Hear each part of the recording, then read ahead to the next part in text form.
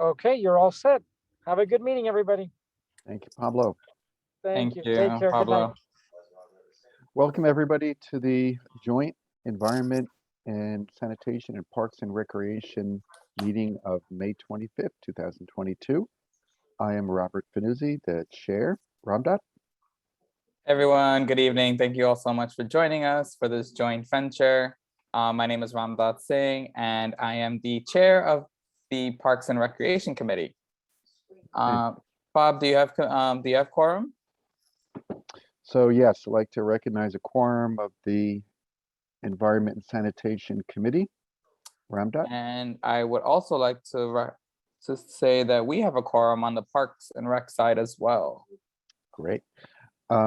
So we can conduct just a little bit of business, and it entails passing the minutes of our April 5th meeting of ENS committee meeting. Is there a motion to approve the minutes from that meeting of April? I move to approve the minutes. Thank you. Is there a second? I'll second it then. Thank you, Rob. All those opposed, please raise your hand. Thank you. Ramdat? All right. The minutes from the April 27th meeting of Parks and Rec. Is there a motion on the floor? I move to approve the minutes of for Parks as well. Amazing, Deb. Thank you. Ramdad, I have one small correction to the minutes. Okay. Under the expense budget requests, the first request says gardeners and other personnel sufficient for proper monitor of CD8. I believe that should be proper maintenance of CD8. All right. Amazing. I will make that adjustment. All right. Any second to that motion? I second the motion to approve as corrected. Amazing. All in favor? Any opposed? We should do that one first. Any opposed? Any abstentions? All right, the minutes also passes for Parks and Rec from April 27th. So everyone, before we begin, I just wanted to let you know that you'll be listed in our minutes when we do submit them. And there are a couple of people who are identified by the reason I'm taking pictures of the screen is to take pictures of the handles and the names, but some of them are handles like Bailey and Riverdale. As much as we love our neighborhood, if you'd like to be counted as appearing at this meeting, could you take a moment, unmute, and identify yourself, please? This is Mariam Yagubi. Okay, great. Only if you are, thank you, Marian. Let me see. And Riverdale is represented by Mohammed Yagubi. Okay, so I'm just going to take a note of that. Yagubi, and what was the first name, sir, again? Mohammed. Mohammed. Mohammed, thank you. Ramdak, can you see anyone else who's going by a place name or Yeah. Bailey? Bailey. Bailey is Neva Heat. Heatt. Okay. All right, Ramdak. Between the two of us, we'll get an accurate count here. Just let me take another check. And user 2, can you identify yourself as well? Marie Claude, local resident. Marie Claude. Marie Claude, is that your last name, Claude? No. Your last name, please. V as in Victor, Yep. UILLE. Okay, thank you. All right, I think we've got it. Okay, so can I just ask for a roll call of DEP and DPR representatives today, just so we know who's here? So we'll let you introduce yourselves. Hi, it's FDR Dizoni from DEP Bronx Community Affairs. Okay, Effie, welcome. Thank you. This is Joe Magnieri, Parks and Rec. Hi, Okay. everyone. Kunar Balsi with DEP. Okay, Alicia West from DEP. And That's Kristen, Joshi from, Kristen ahead. Resigliano, DEP. okay. that's Right. Joshi, DEP.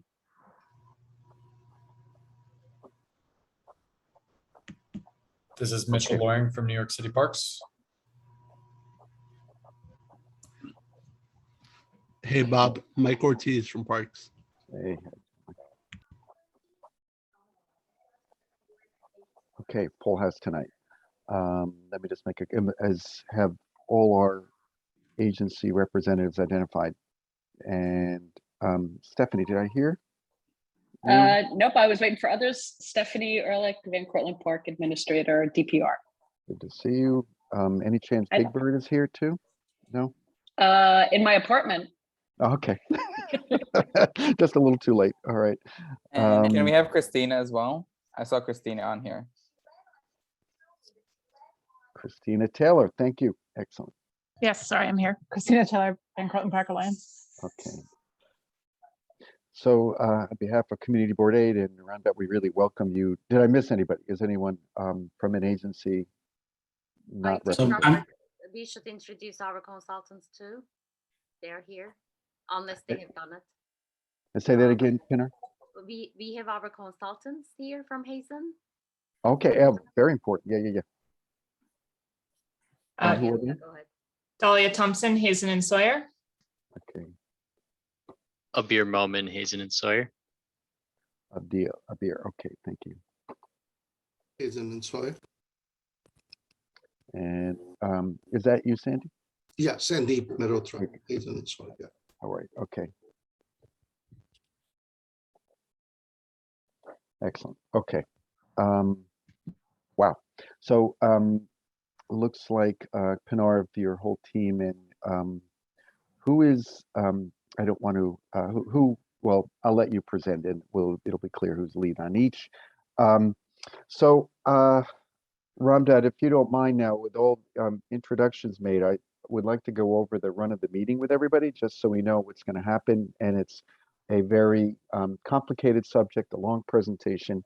It was distributed in advance. DPR and DEP will be sharing the screen to present.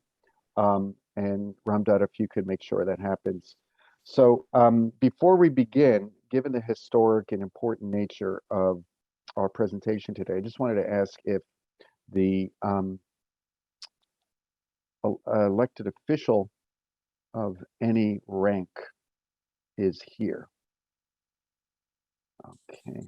I didn't see any. I'm Raphael Roger. I'm with the Borough President's Office. I'm part of BOEDC. Well, it's great to hear from you, and thank you for identifying yourself, Raphael. We've corresponded, so it's really great to have you represented here. And we're definitely happy that Borough President is represented. And Lorenzo Manzano is here representing Councilmember Eric Dinowitz's office. Yeah, Okay. thanks, Ramdad. Hey, Bob, Enzo here. The council member was supposed to join. He just got caught up with something, so I'm not sure if he'll make it before the presentation. Okay. But thanks for having me. Okay. So here's a presentation order that I think will make sense for our needs tonight. I've already corresponded with our agency representatives today on this, that we will have a two-part presentation, given the fact that it's a 60 or 59 page a slide presentation. We're going to need a break, and also there's a natural divide between the project that falls within Van Cortlandt Park and the project that falls within CSX south of Van Cortlandt Park. So after slide 29, I believe, Pinar, or thereabouts, or 30, if I recall, we'll take a 15-minute break for questions. These will be informational clarification questions. And I will be calling, and Bramdat and I will be calling on community committee members first. So you'll be recognized, then members of the community board, and then members of the public. And we will time that because our presenters do need to get on with the remainder of the presentation, but it is a wide-ranging, complicated project involving lots of different disciplines and goals. We're going to need some clarification. We will resume at the end of that 15-minute and complete the presentation. At that time, I hope that people will also be able to ask focused questions on the remainder, which is CSX and South. And then we have the same order with community members, and community board members, and then the public. And then we will have a time for general questions, then when we will be presenting a larger picture of the process. Now, I won't go into that right now because I really want to get in, don't bother everybody with the governmental part, but get right into the project. But I just do want to announce in advance that the community board will not be taking a vote tonight.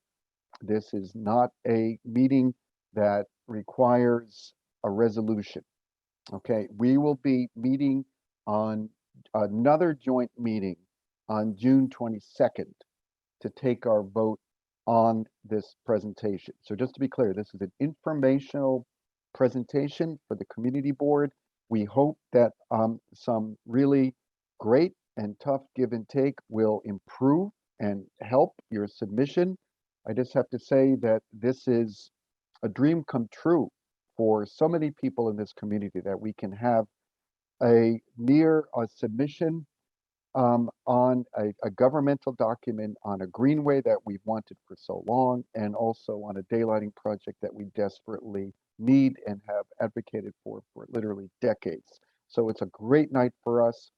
And with that, I'm going to turn it over to our first presentation, or whoever will be taking the lead on the first. So Ramdat, who will be presenting first, and that person would be able to share a screen. We will, I guess Pinar is going to give the introduction, and then Dahlia will be sharing her screen. So okay. Dahlia, if you can share your screen. Dahlia, do you have that? Can you do that? Yeah, I Thank you, Dahlia. think so. Can you everyone see my screen? Yes. We can, Dahlia. Just 1 minute. Mr. Herb Countryman, if you could lower your hand, we won't be taking any questions at this time. Thank you. All right. First, I would like to thank the Community Board 8 on behalf of our team, which is represented with a wide variety of the park representation, as well as the EP and our consultants. And this presentation, Robert, is really, it's on our earlier presentation with the stakeholder group and the field trip. So we are going to be sharing a lot of pictures that we have taken during that visit, and also included some of the pictures taken by our stakeholders. So, although the presentation may seem long, as you can see, there's a lot of pictures so that we can orient for those who didn't have the chance to join the field trip with us several weeks ago. So, I just want to set the tone. It is a really, long-awaited project, and I am very happy that we are partnering with the Parks Department on the Greenway component. But also today, I want to acknowledge the Department of Transportation, who've been working with us very closely, who are not here today. But there is that third agency component that I don't want to miss the opportunity to, kudo them, because they've been really helping us on the bike path, as we discussed, Robert, at the field trip, how to really bring that additional components to this project and make it a more holistic water/greenway project. So if you can go to the next slide, Dahlia. What we want to first kick it off with is, this is just to orient everyone, which you already know. This is the general location of the project. We are in Bronx and the Van Cortlandt Park. And the project is now, we are proposing for the Community Board 8 consideration is going to be a phased project, which, if you look at the pond portion, the Van Cortlandt Lake portion, we are separating that project because it's mostly a landscaping improvement as well as some lake restoration. So we call that project phase 1. which Dahlia is pointing out. John McLaughlin from our team has been working with the Parks Department and Karen and the team to find out like how can we improve the lake conditions, because it's going to really be important that we don't pass on that opportunity while we are building the daylighting project. So that we call it a phase one. And what we are doing under phase one is a lot of invasive removal as well as replanting. And that phase one component is going to be going into construction earlier than the daylighting and the greenway component, which we are going to be focusing on today. So, the importance of this project is really Robert highlighted so well. It is a water quality, it's a greenway, it is a holistic project which we are tag teamed with the Parks Department and DOT. And from the DEP perspective, because we are a wastewater utility, this project is an important component of our citywide open waters long-term control plan. And what I mean by that is it has a significant water quality improvement that by building the daylighting, meaning taking the lake water that is currently going onto the Broadway sewer, we are daylighting that portion with the base flow of 7 cubic per second and a maximum wet weather capacity of 38 cubic per second. By doing so, it is going to help us to reduce the 25% of the combined sewer overflows to the Harlem River. So that's where we are coming in as the agency of the wastewater utility and making this project the largest green infrastructure built ever in the city. So that's why we are very excited to have this project. And then the park component, the greenway component is the long waited, and that's why we are partnering with the Parks Department, because as you can see on the slide, that the daylighting is really going to be starting from Van Cortlandt Park South and all the way to the 230th Street. That's where we are taking the water and daylighting on the surface. It used to flow, right? Many decades ago. And along that daylighting stream, we are putting in, working with the Parks Department, putting a new greenway component. And in order to do so, we are purchasing the railroad from CSX. And I think that's one of the questions, Robert, that you are going to be raising later today. What is the agreement, where we are? You'll definitely answer those questions. But by doing so, we are going to be really providing that connection of the old Putnam Trail going all the way to the 230th Street. And then after that, it goes to the Metro North property, which is the down section. And it's highlighted here as the red pipe, because we are at that point, we have no choice but to go under the ground and make a close contact, and then later on connect to the existing CSO outfall downstream of the regulator.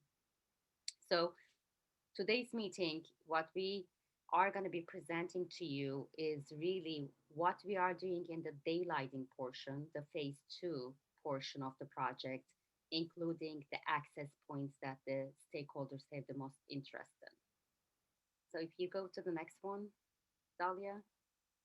Okay, so now I'm going to actually present this with Dahlia. So Dahlia, if you can take it over here, because we are going to be sharing a lot of pictures just to orient you, and then we are going to come back on the specific components of the project.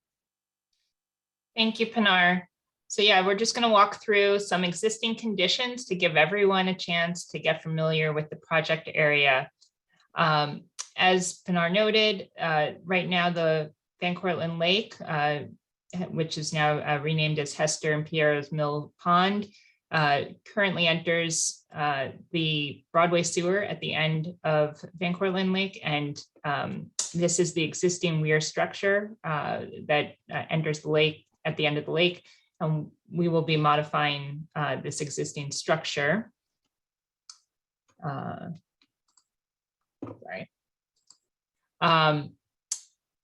This is an example photo of the existing conditions at the historic dam adjacent to Hester Imperial Mills Pond, looking south at our proposed daylighting area.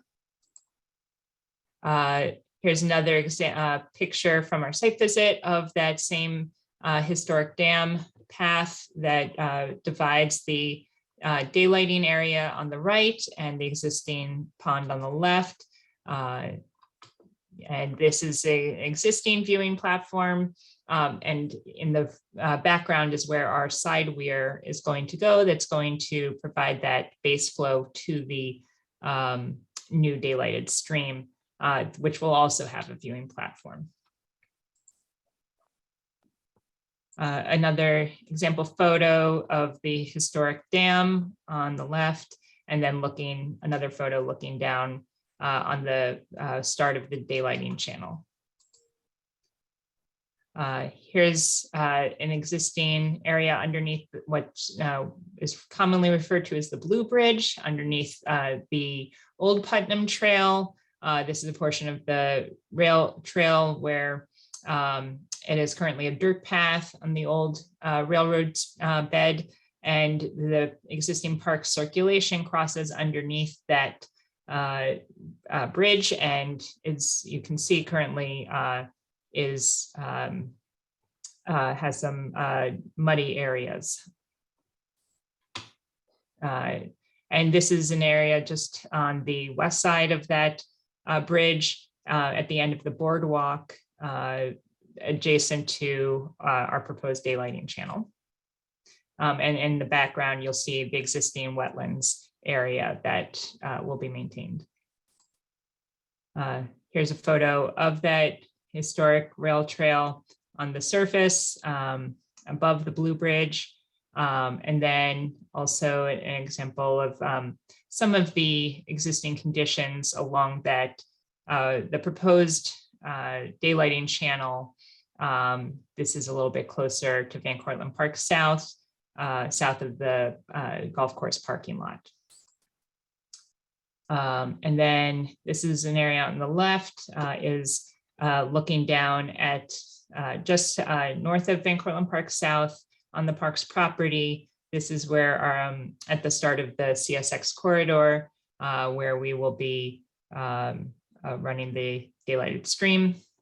And then on the right, you can see existing conditions at that northern end of the CSX corridor, where there's currently a Phragmites kind of domination of that area. And on the left, that's just another view of kind of the same area, early spring. This was from our site visit a couple of weeks ago. So before the frag had a chance to grow in full. And so this is looking from 239th Street to this north. And then on the right is adjacent to the Riverdale Crossing entrance at 237th Street. What you see there is kind of an example of the really narrow portion of the CSX corridor. On the left, we'll get into this later, but it's wider just south of Van Cortlandt Park South, but then narrows pretty quickly. And there's existing buildings directly adjacent to the corridor. So this is an additional complexity to us, including windows on some of these buildings. So these will be things that we are incorporating into our design, as well as encroachments such as this existing fence that is rolled out when that parking lot is in use. So we'll be needing to coordinate with the property owner on the fence. Another example of some existing buildings, adjacent to the CSX corridor, and the existing conditions of this corridor, which are very overgrown in portions and do have buildings with windows, adjacent to the site. And as we're nearing the end of the daylighted portion of the corridor, some example photos of that condition. So on the left is around 231st Street. There's a building that actually has some sheds right up against the corridor. And then this is our proposed kind of maintenance entrance exit at Vervelen Place.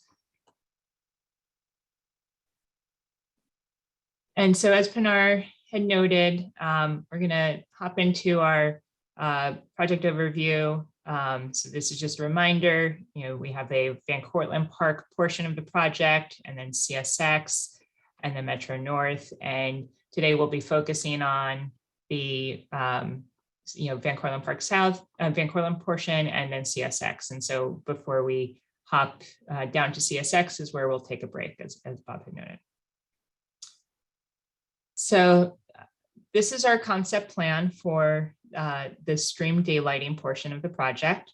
As I had noted, we're proposing a side weir on the edge of Hester and Piero's Mills Pond that is going to allow a base flow of 7 CFS into a daylighted channel. It's going to, so we're going to run a pipe across the mill dam and then daylight this channel with a natural stream channel, enhancing the vegetation along the stream banks, and then also incorporating some adjustments to parks, pathways, and extending the Putnam Greenway. And I'll get into the circulation on the next slide, but just want to note that we are incorporating pocket wetlands, viewing overlooks, and adding in some entrances to give more flexibility in how people enter the park and enter the pathway. So as noted previously, currently the way that people get from the west side of the park over to the east side is generally either through this underpass under the Blue Bridge or along the historic dam pathway. And for the bikes, it is under this Blue Bridge, which can be muddy at times. And so since our stream corridor is going to be cutting off that pathway, we're going to be adding a new path that cuts along the side, basically an extension of the existing path, but this is going to be more of a ridge to divide the stream bank from the existing wetland area. And so this will be more of a high ground rather than a boardwalk in the future. But then we are also adding in a bridge towards the middle of the Van Cortlandt Park golf course parking lot, and using that area to also create a plaza. And we're adding in some additional pathways along this access road for the golf course, where currently the sidewalk kind of ends around here. And so we're going to be extending that and adding in also an additional pathway to the Putnam Trail, which is going to be built on that old rail trail, so that there'll be multiple access points from the parking lot. And then we're also going to be adding in a access point closer to Van Cortlandt Park South, whether it's we're looking at different alternatives on this, whether it's stairs or a ramp, really just evaluating what we can do to minimize tree loss and maximize access to everyone, but noting that we also have ADA access points at all these other locations. And at this location, the Greenway path, just south of the parking lot, is going to be coming closer in elevation down to the river, our stream, that is. And so while we're going to be up on the top of the rail bed up here, we're going to be coming down. And at this point, we will cross over the stream channel and be on the west side of the channel rather than the east side, which will allow the people to be more separated from the Major Deegan Expressway as we move into the CSX corridor, which we felt like was really important for providing a better experience for the Greenway users. So I'm just going to show some renderings and cross sections that are proposed for the of what those proposed conditions are going to look like at several locations within the park. So as I noted, we're going to be building a side weir around this location. The idea is to match on the surface the existing viewing platform, and we'll also be adding some more stabilization along this stream bank, which or the pond edge, which currently has some portions of stabilization, but other portions that are deteriorating edges, and so really can provide a more consistent lake edge.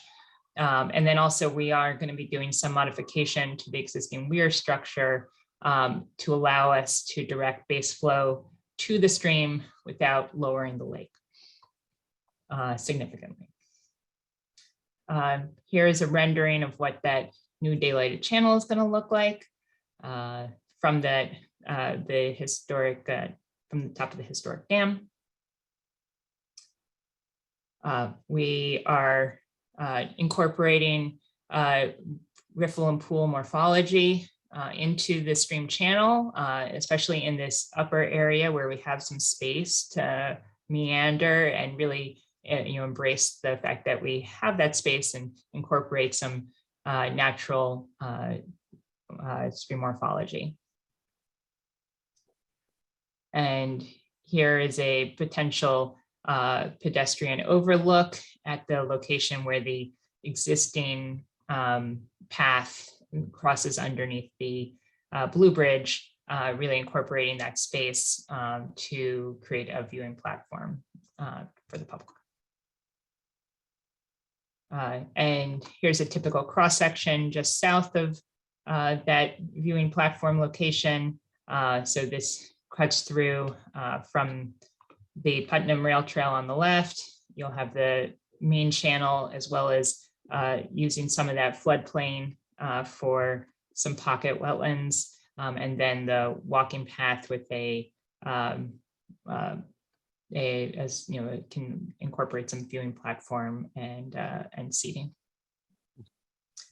And then through the bridge at the golf course parking lot, this would be a rendering of what that would look like. And within the greenway, have the opportunity to create some seating as well, and have that as a little bit of a gathering space adjacent to the parking lot. As part of this project, there was an opportunity to incorporate a diversion channel from the Jerome Park Reservoir. Currently, the Jerome Park Reservoir has a drawdown connection to the combined sewer, to the Broadway sewer, and it is discharging raw fresh water into the sewer system in order to draw down the reservoir and make capacity, and when there's a need and anticipation of a rain event. That is because this blow-off connection is running right underneath our project area, it was identified as an opportunity to handle that blow-off connection in a more sustainable manner. That blow-off connection currently operates only during dry weather, so that is not using capacity in the combined sewer system during a wet weather event, but it still ends up going to the wastewater treatment plant. And so the idea was, could we provide a way for that fresh water to go into the daylighted channel when there is not a wet weather event, and use some of that wet weather capacity that we have in the channel. And we've found a way to make that work. And so this is going to be a more sustainable way to handle that drawdown of the reservoir without adding additional flows into the wastewater treatment plant. And this is a rendering of what that area is going to look like with this bridge where it crosses over from the east side to the west side, and the Jerome Park Reservoir blow-off connection will be visible but screened in the background. And with that, Bob, Yes, we thanks. could, Thanks, Dahlia. Perfect take time. break. Thank you. So everyone, I wanted to be, I'm not going to time yet. I am going to tell everybody and hand the meeting over to Ramdad.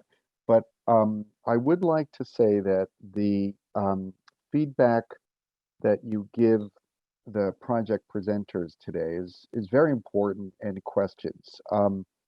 This presentation, pretty much as you see it here, or will be submitted to the Public Design Commission, and the Community Board will be having or voting on a resolution that expresses our recommendations, what we like, what we suggest. So at a later date at the end of June. So the comments and questions that you have throughout this meeting will of course be really helpful to our presenters, but also to the Community Board for making its recommendations. So with that, Ramdad, I wanted to turn the meeting over to you. Just a point of information on that. Point of information. Do you know when the PDC meeting is? July 11th then. July 11th. July 11th. Thank you. Yeah, I'll explain at the end of the meeting. I'm going to hold that to the end, Dan. Thank you. Okay. Hey, Dahlia, thank you so much. Do you mind taking down the screen so that way it'll be easier to see participants when they raise their hand? Thank you so much. All right, so right now we'll open up for questions on the first half of the presentation. We're gonna start with committee members first, then community board members, and then members of the public. Ramdad, I was just made aware that the councilman is in the house. And, all right. Would you mind if he spoke? Yes. Thank Hi, Councilmember Eric Dinowitz. We'll yield Hi, the floor Ramdad. to you right now. I'm at a park. It's beautiful out. It's great. Which We're day having is it? our which what? Which day? Groundhog Day. Oh, I just stepped in a puddle. Then I stepped in the puddle again. It's a reference to the movie. Yeah, so we're showing Groundhog Day tonight at Seton Park, 8 o'clock. If the meeting's over soon, you can all come by. Yeah, I just wanted to come on and share my support for this project. It was one of the, I think, first things I did when I got in office. I in the budget call with the mayor spoke about this. Before he releases his budget, he speaks to the council members and the mayor, previous mayor, and this was one of the few things I got to speak to him about. I did a tour of it early. Shout out to Stephanie and Christina and Bob and Karen for this, but I'm extremely supportive of this proposal for all the reasons that we all know. Environmental justice, opening the park space, like everything. And I'm working with Bob and Karen and other people on the committee to try to make this a reality. Unfortunately, I just hopped on. I didn't get to see the presentation, so I don't know how complicated, how much depth they went into it, but there's a lot of moving pieces. And I just also want to show my appreciation for the people who've been working on this for so many years. So thank you to all of you, and fully supportive of this project. Thank you. Thank you, council member, for joining us. And now we will open it up to questions. All right, so I saw Bob Bender's hand first. Go ahead, Bob. Thank you, Ramdad. Yeah, I too want to say how excited I am about this project. It's something that I know has been a priority for the community board for quite some time. And it's wonderful to see that we are at this point. So I have a two-part question that involves Van Cortlandt Park. The first part is, I understand that there's going to be a second weir that will be installed on the south side of the mill pond. There is as the presenter said, there is a stone dam there, which is what created the mill pond. And I'm unclear on how the water is going to be channeled in such a way that it will come out on the south side of the dam, but without undermining the dam in any way. I'm presuming that the weir and the channel would have to go under the dam, but I just wanted to get a little bit of clarification on that. the second part of my question is, that's the point at which the paved portion of the Putnam Trail ends. And from that point down to the underpass under Van Cortlandt Park South, the extension of the Putnam Trail, the old railroad line, is unpaved within the park. And I wanted to find out whether that portion of the old Putnam Trail will be paved or not under this plan. That was unclear to me from the presentation. So those are the two parts of my question. Thank you very much. Bob, if you want, I could answer. So, the answer to your the answer to your second question is easy. Yes, the trailway will be paved, and we, from that point, the entire stretch will be paved. So there will be no unpaved portion. As far as the first question is concerned, the side weir will consist of an intake chamber where the water kind of goes in. We will nestle in a chamber, exactly what was shown like in the rendering. And then from the back of that chamber, there will be a conduit. It's a 42-inch conduit that will then daylight itself on the other side of the dam. So we're not going to breach the dam, but it will be an engineered solution through the dam, not under the dam, because if we go under the dam, we will not get the elevation, and we don't want to undermine the foundation of the dam. So it is gonna, it will be just scored through the historic dam, and that is something. Obviously, we understand it's a historic dam, so we are looking at it very carefully, and the design will incorporate that. Thank you very much. That answers my questions. Thank you. Thanks, Bob. We'll go on to Deb Travis. Yeah, actually, it's a somewhat related question. I wanted to ask about the historic train structure. It's, I think, maybe right before the Blue Bridge, right after if any improvements or changes are going to be made to the old train station that's also right there along the Putnam. So that is as part of this project. Yeah. So that is something we are working with DP and the Parks Department. And again, that will be a component. We right now, as the project stands, we were not removing or dismantling that. So that would be incorporated into the entire design as we are developing it. Well, yeah, I wasn't suggesting removing it, just whether it's actually going to be restored, I guess, is whether there was additional funds put aside for either by DPR or DEP to restore it.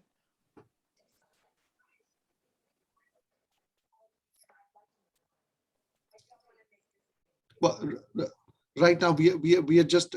I mean, that will be incorporated in the project, and as regards the degree of restoration and what else needs to be done, that is still in the planning stage. So, we can provide that answer as things develop a little bit more. I saw Pinar unmuted. Pinar, did you want to add anything?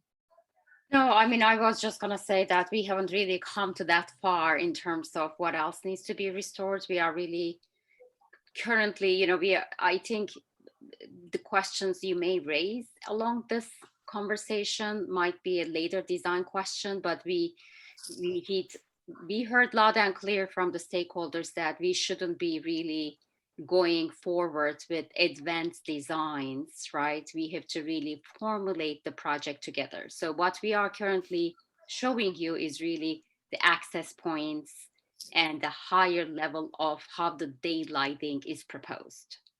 Everything else that in regards to the restoration, some artistic pieces that you might raise today needs to come at the later point on the design. So this is kind of like a basis of a design discussion before we move forward with additional ideas and adding on. So yeah, no, I appreciate that. I know scope has been a big focus point of this process. Right. And so that's why I wanted to understand if this was actually part of the scope or if it was just essentially the trail itself and the paving of the trail was part of the scope, but the restoration of that this old stadium structure, or not stadium structure, old station structure. I mean, I know the master plan, for example, has some suggestions of like possible uses for that. And so I wanted to know, maybe it's a Stephanie question of like, is that something that's in part of this or a fast follow to this? Or is that not part of the scope at all? And it would just essentially be what it is now. And then the scope of this project is the trail. As I understand it, Deb, it is not part of the scope, but someone else, maybe Mitchell from Park, can talk a little bit about that. I would just, hey, this is Mitchell Loring from Parks, our planning office. I would just say that it's not in the, what Pinar just said, it's not what we're focusing on yet. It's not in the base scope for this project, but if we come in under budget, potentially, it's something that we'll want to consider. Once we get the overall skeleton of this project down set, then we can start working on those other details and see what else is possible. So yeah, I know about the master plan for Van Cortlandt Park Alliance, and that's something that we would take into consideration, and maybe any other ideas we hear about reusing that structure. But we certainly don't want to see it taken down in any way. And if there's ability to incorporate it into the build out of this project, some renovations or other kinds of changes to it, I think that would be ideal, but we're not there yet. Thank you for that clarification. I'm gonna go to Bob Fanuzzi. What will happen to the existing access underneath the Blue Bridge that's always underwater? It looked like, is that going away? Is that going to be greened somehow? Will that still exist? No, that access will not exist anymore. So that will be part of the landscaping and part of the stream bank. And we are still just going through options whether, I mean, the stream is going to intersect that. So that will be not, there will be no way for people to use that to cross over from the east side to the west side. Very high water table there. Thank you, Sandy. Yeah, right. And that's why Dahlia had also pointed out, we recognize that that's a big pedestrian recirculation point, but that's why we proposed this pedestrian bridge. So right now, there will be 3 or 4 areas where you would be able to cross over from the Putnam Greenway and to the other trails and the okay. So there's a new bridge, okay, which looks like an overlook, and you said that it's in the parking lot. Will you be able to get from the parking lot directly to that little plaza, or will you have to go north to go in and around somehow? Do you have parking lot access planned for that second bridge? Yes. The new bridge. Okay. Yeah. And will that be gated, or have you got that far yet? The plan. Will you retain the parking lot fence, or will there be an entrance to the new plaza, and an entrance to the new boardwalk plaza that you have planned there? Well, there would be. Go ahead, Doug. There would not be a chain link fence in between the parking lot and the bridge at that location. The intent is to connect to the parking lot at that location. Okay. What is the difference in width between the two bridges? One south that's designed to get you back to the CSX property, the other, this new bridge we're talking about? They're both 15-foot wide, both of the bridges. Okay. My last question is, is this the point at which you are codifying the design for the southern half, the southern viewing on the dam, looking over the new daylighted Tibbetts Brook? And we saw a slide in which there was a fence. Is that something that's built into your submission, or is that just a placeholder? Well, there was the fence is again to address some of the safety concerns. Yeah. There will be a drop off. So right now the current project is being proposed with a fence.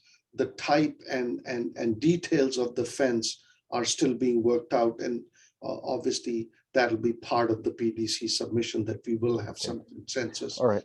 So I just wanted to clarify because this is you're at the conceptual phase, is that correct? Yes. Okay, so is that the kind of clarification or opinion from the community board that would be helpful in the conceptual phase submission? We love to talk about fences, so we will definitely have some ideas. Sure. Thank you. Thanks. And just to note, there are a few different fence types in that area. And so what we're debating is, how to best blend in with the surrounding areas. Thanks. Thank you. What is? And sorry, Delia, and just from the parks perspective, the kind of design direction that we're giving to Hazen and DEP right now is for the portions of the project that are within the park is to match as closely other nearby existing details in the park in the section that is south of the park in the CSX to be more of our modern design set. So what is shown matches what the bridge looks like, the fence looks like along the Putnam Trail, just where it crosses the bridge. So that's why that is shown that way. But it is, definitely if there's strong opinions in other directions, that is not set in stone. Thank you. Next, we will go on to Dan Perna. Thanks, Ramdat. How are you? So, thank you. I think I think we all agree that this is a good project. I do have a few questions for you. Just to follow up, Bob Bender asked before about the I guess the grade, and you said it would all be asphalt. Some of the renderings on the bridges look like they're going to be wood planks. Is that accurate? Is it going to be wood planks, or is it going to be asphalt at the bridges? Well, again, as we said, I mean, these are just concepts, and we are working closely with the parks to make sure that the materials and the looks that they want within the park, would be what we would want, what we would have. These were just our concept renderings, and the planks on that just give it a boardwalk look, which was also existing in the park whenever anything was near water. So that is something that, yes, we would be, as Dahlia said, that we would be more than happy to see what the community's preference are and work with parks and make sure that we. So I think as the design, and I think Bob probably alluded to it a little bit earlier, this is a big area for bikers, a big starting point. I think one of the big things for functionality purposes is to connect south of it. So I guess the porous asphalt is an important design issue. I do have another question, kind of following up. The area that's under, well, let me just stick with entrances. I saw the one, because you said that you're eliminating the east-west connection underneath the Blue Bridge, which is probably, one of the most used in the park in connecting there. And in eliminating that, I see your other connection is only pedestrian stairs as opposed to a ramp, which creates an ADA issue, at least on the left, unless that's No, there's a pedestrian bridge to the to the parking lot and also to the trail that is at grade. So that is, if we could start, I'm sorry. So if we could start when you come in on Van Cortlandt Park South on the west side of the park at VCP South, you have identified their pedestrian stairs. Dahlia, would it be helpful to reshare your screen? On that and slide? let me, yeah, I believe let me it's, go to I that believe it's slide. 19, slide 19. And I can maybe help answer this quickly, is that Sure. entrance at Van Cortlandt Park South on the west side of the stream is currently shown in the concept as stairs, but we are looking at some various alternatives where it could be a switchback ramp stair combo, where it could just be a ramp, and we're still assessing what the tree impacts are for those various alternatives and how that fits into the overall project. So Gotcha. I think you're saying, go ahead. What I'm saying is for ADA purposes, ramp is best to the extent that we can. And obviously, if this issue with trees, ramp is best. Because again, if you're eliminating that east-west ability, then the next part to come over is just beneath the ball field, So essentially, if those are stairs, then you have one access point that goes into the parking lot on that other bridge. If you need accessibility. So I think that's a point for the design process to raise. The next question I have is the valve. the valve that's connecting the JPR raw water and eliminating it, or I guess reconnecting it into the daylighting tunnel here, is that valve above ground? Is it below ground? What is it going to look like? Well, will we see it? There will be a surface expression, but it will be within a manhole stone face chamber. So you will not see any metal or physical valve. That'll all be internal. If we can just go to the rendering on slide 30, I think that's what it was. Yeah. Next slide. Yeah. Oh. So you can kind of see where Dahlia's cursor is. That's kind of the surface expression that you will see, so that's the manhole structure that will be just nested into the grade there with a manhole on top, like a manhole cover on top, but the surrounding area will all be vegetated and it will be screened. Okay, so for design purposes, you will have something covering it so it doesn't really just look like a large, I guess, concrete object sticking up? That's our design concept, yes. Okay, and I guess my next question is, I know it appears that you're raising the old Putnam trail itself at certain points. At least that's what it looks like with, the renderings. So if I'm on what slide number is this? Slide 19 still, the 10-foot wide path and the 12-foot wide path, it appears to be raised. Is that correct? It's raised up at certain points, the walkway? In this, it's nestled more into the slope. So we are trying to keep the elevation difference between the parking lot and our trail as minimum as possible, because we just need space for the stream daylighting. So sorry, Cindy, just to yeah. Just to clarify, in this location, it's at existing grade. So there's an existing rail bed that is higher than the channel of an area down here. And this will all be at grade.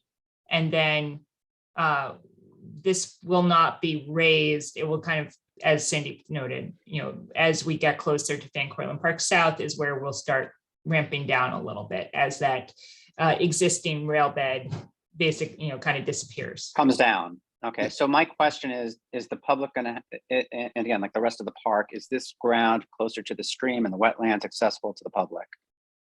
I mean, it won't be blocked off in any way?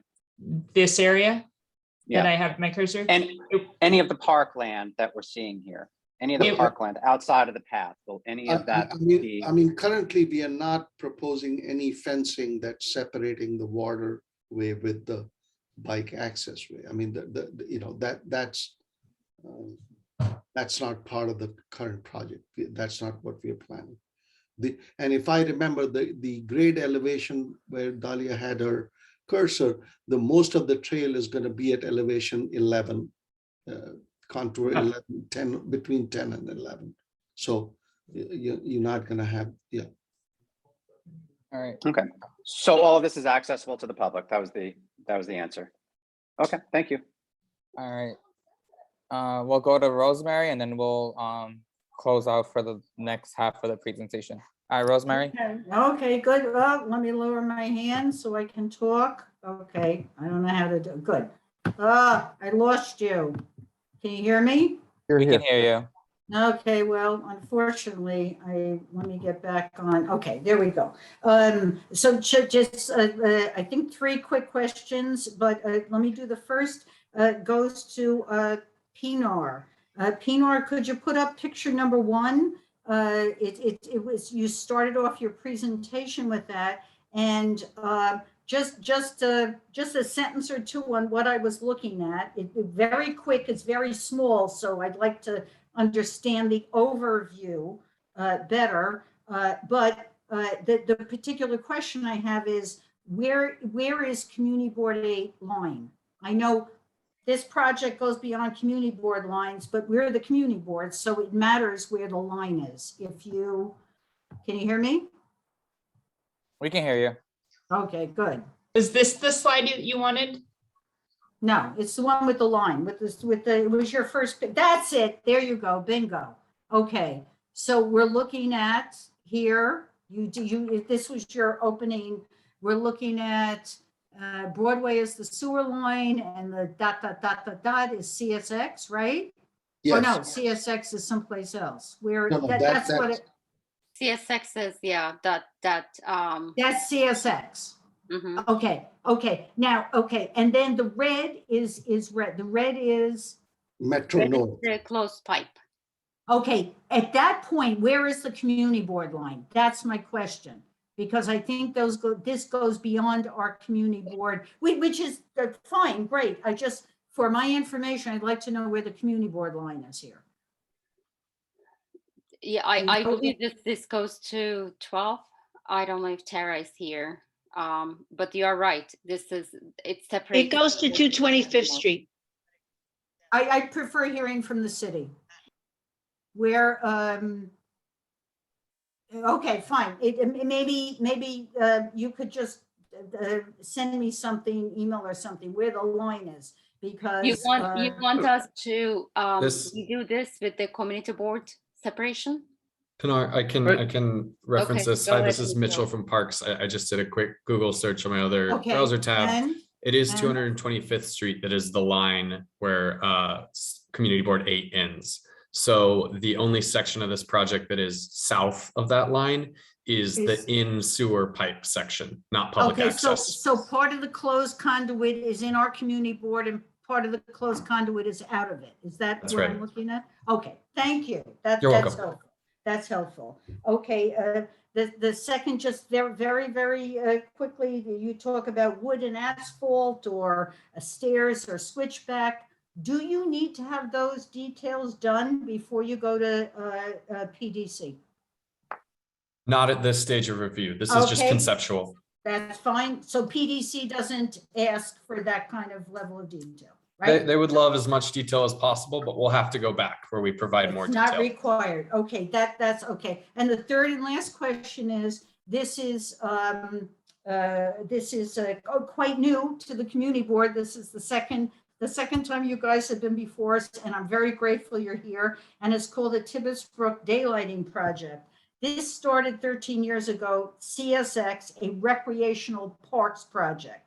So between that and today, something changed. And I'm not saying there's anything wrong with that. Can somebody give me on the city side, what year did the project change from simply CSX recreational to the larger concept of daylighting? Can somebody even give me a year when the city changed the project? No, I'll defer to you on this one. I think you Yeah, have the I mean, most I background. think, Rosemary, are you asking when we decided to couple the greenway with the daylighting portion? When we- Let's see, I think that's what I'm asking. When did the Okay. city of New York decide to take the CSX recreational project and combine it with the daylighting concept to make it one unit Yeah, that we're I mean, looking at that's a today? good question. I think it goes beyond me. But when the city, meaning when I mean the city is DEP, right? When we looked at the Tibbetts Brook as a whole, as a water resource project without the greenway component, goes back to another 15, 20 years. Pinar, do you think there's a way I can get an answer to this question? Someplace I understand you might not be able to give it, but is there a way you could get me an answer to that I question? mean, no, I am giving you the answer. I'm saying that we DEP, we looked at this project as part of a combined sewer overflow project almost 15 years ago. 15 years ago? Yes, maybe 15 to, I mean, don't quote me on that, but when I came on board with DEP 10 years ago, this project was going through a BODR phase, basis of a design phase, but looking north of the lake. Because south of the lake was, again, the issue was the CSX purchase. Again, So we I looked at- totally understand daylighting. I totally understand that. I totally understand that. But there was a moment in time where the CSX piece and this piece got combined. That's what I'm interested in. So Pinar, I when- think oh, go ahead. I could probably help answer though. I mean, I was just saying that when we decided to combine it, is right happened during the pandemic, right? When we decided to combine it, we said we were gonna do this as a CSO, citywide long-term control plan. Really made us to go back to the drawing board to consider this project as a green infrastructure project. So we're talking to 2 years ago or so. That's what we're talking When about. we decided to Thank go. you. Thank you. I'm not the consultant. I'm not interested. I'm interested in the city decision.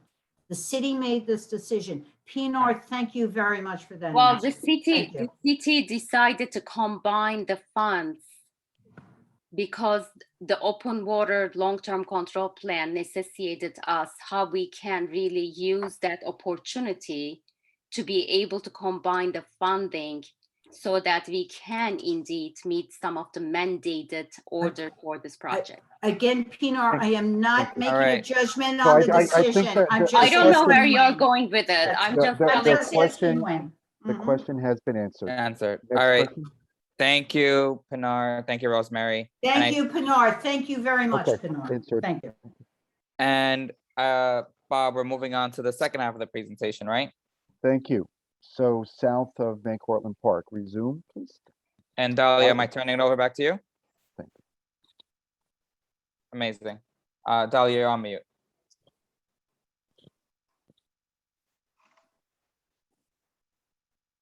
Sorry, let me just get to back to CSX. Thank you, Dahlia.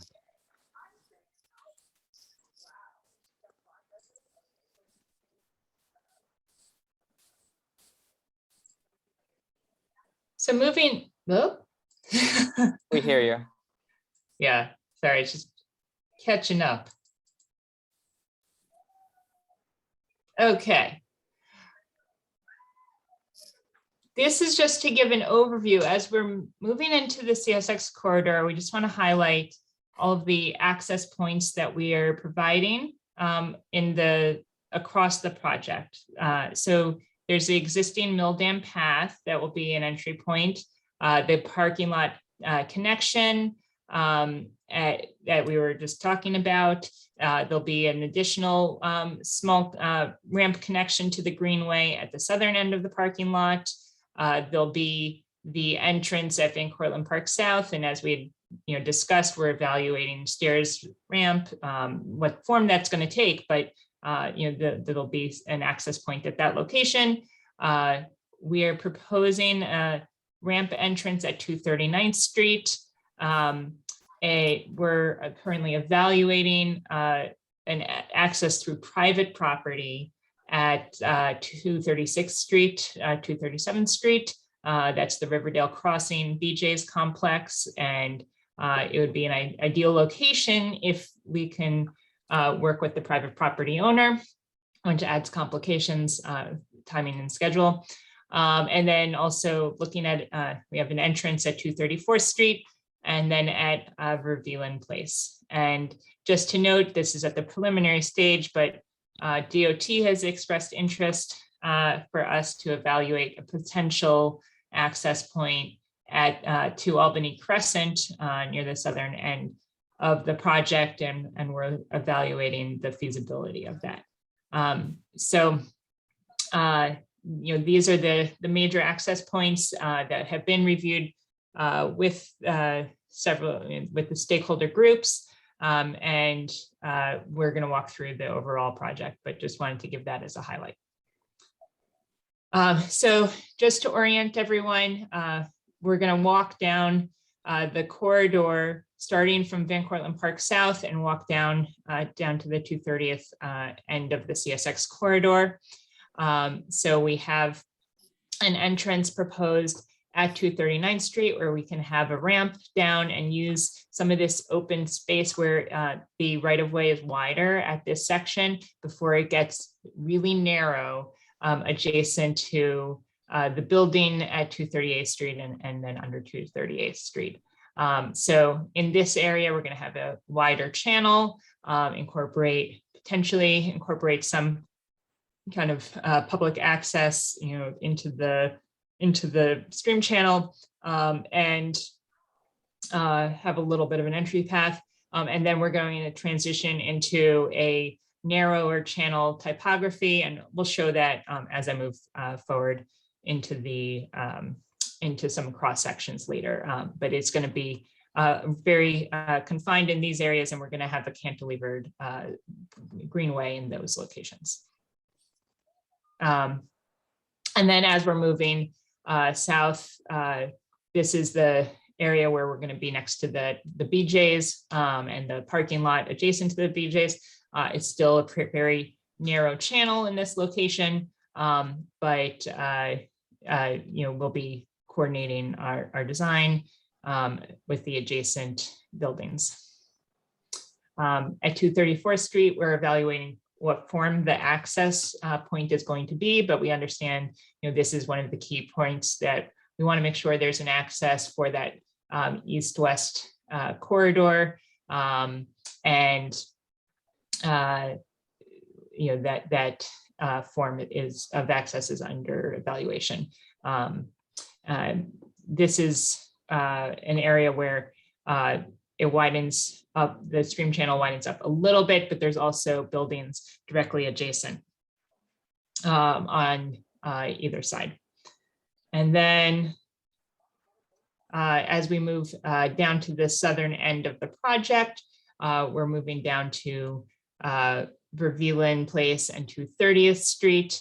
And at Vervelen Place, this area, the street is close to grade with the end of the CSX corridor and offers a good access point without needing a very long ramp, and offers good maintenance access at this location, and also safer, where at 230th Street, just like at Van Cortlandt Park South, those are entrances onto the Deegan, and we felt that those are going to be very unsafe locations to have people coming in and out on their bikes right next to the on-ramp and off-ramp of the Deegan. And at this location is where we're going to be transitioning into a pipe that will then go through to the Metro North property and connect down to the outfall. And there'll be an intake structure at this location. So as noted, here's a cross section of the ramp area and the entrance into the, really the entrance of the CSX corridor.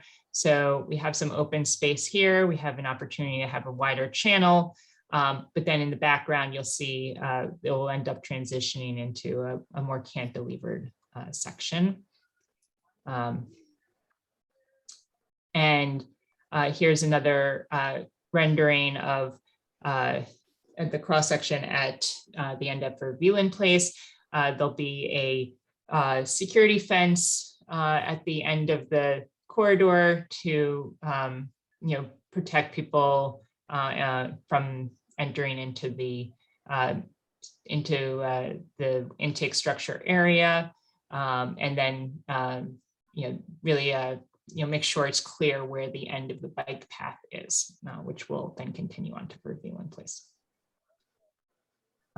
And so as noted, we have a typical wide section in those locations where we do have a little bit of a wider cross section in the CSX corridor. So we're going to have it look more natural with a stone lined and rock lined channel, but with vegetation incorporated. There's going to be a retaining wall along the Deegan side because we need to protect this channel, and several areas, the Deegan only has a Jersey barrier. So, there'll be a structure on our side as well. And where we can, we're going to incorporate a porous greenway, just like within the park, try and incorporate porous asphalt where feasible. And then this is a rendering of what this would look like. And then as we move into the narrower areas, though, this will transition into a the greenway is going to be cantilevered over the channel. The idea is that we'll be able to still have one side of the channel sloped and be able to, so it won't look like a hardline channel to the public, and that will be more hidden underneath the greenway element, and that that will actually incorporate the greenways directly into the structure. So we'll be able to have that sort of double duty. And here's an example of what that area may look like. And just an example photo of what a similar type of intake structure might look like. This is an example photo from Staten Island. And this area will be it will be protected from the public, but there'll be maintenance access to this structure. And just to give everyone an idea of some of the types of materials that are likely to be used on this project, where we're in Van Cortlandt Park, likely incorporating some steel picket fence, the V-pole light fixtures that are more consistent with the typologies used within the park, the World's Fair benches, some removable bollards, of course, bike racks, and incorporating porous asphalt where we can. And then as we're moving into CSX, looking at some alternative light fixtures, a little bit more modern look as we move into that new area of the park. And that is it. All That's right, the end of the presentation. Great. Delia, that's the finished presentation? Yeah, I mean, we have some additional slides if there's questions on specific access points, but otherwise, Yeah. this was the. You know what? Why don't you go to them, because I know people have questions about the access. Okay. Yeah, and so for folks who are at the stakeholder meeting a few weeks ago, these will be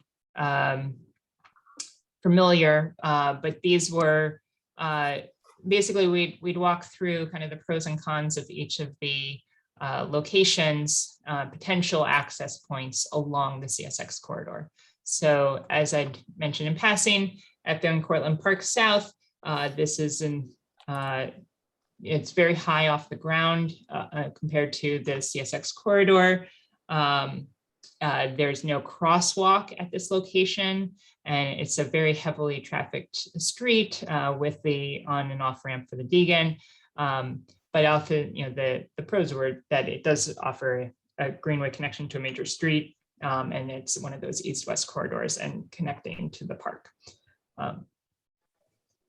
At 239th Street, this is one of our proposed access points. It's significantly lower, about only 9-foot drop instead of 18 feet versus Van Cortlandt Park South. And it's a lightly trafficked street, so it makes it safer as a bike and pedestrian entrance, and makes maintenance access easier at that location as well, and easy access to Van Cortlandt Park South from there. The economists will probably have to extend the sidewalk a little bit at that location. 238th Street. This is a difficult location with the building directly adjacent, big elevation difference. The CSX corridor is very narrow in this location, and so an entry ramp would significantly constrict the greenway space. At 237th Street, this is the entrance into the one of the entrances at the Riverdale Crossing area. It's private ownership, and it is a heavily trafficked entry area, but it is very close to the finished grade for our project, and so offers that as an advantage. This location on 236th Street is another, is also private property, as noted, and there's interference with the usage, access at this location, but also would offer, very good access from a grade perspective of requiring limited elevation difference at the location. At 234th Street, we are going to look at both north and south. So on the north side, the Putnam Avenue West right of way is over here, but there's actually a parking lot in between that is private property, and a very constricted CSX corridor at this location and a large elevation difference. So very constricted, but it is a greenway connection to a major street. On the south side, it's a little bit easier. The corridor widens up slightly. It still offers that east-west access. The issue is that there is a private property directly adjacent. I believe that's the ShopRite, I think. And so we are going to have to look at how to coordinate construction directly adjacent to the building.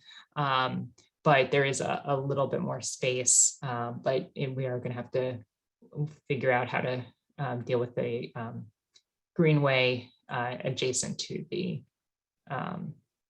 access point.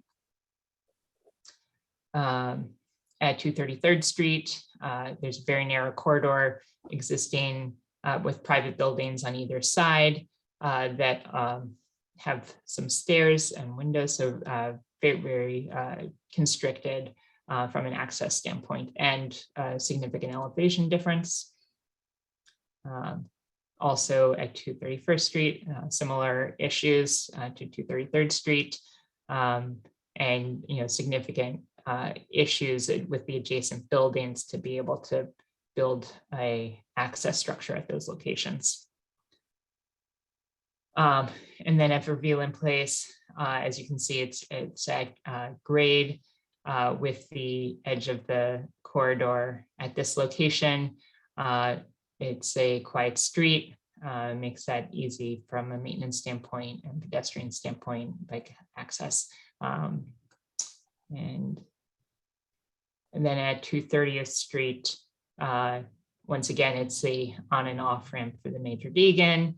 There's no crosswalk, and it's very high off the ground, and so significant safety concerns associated with an access point at this location.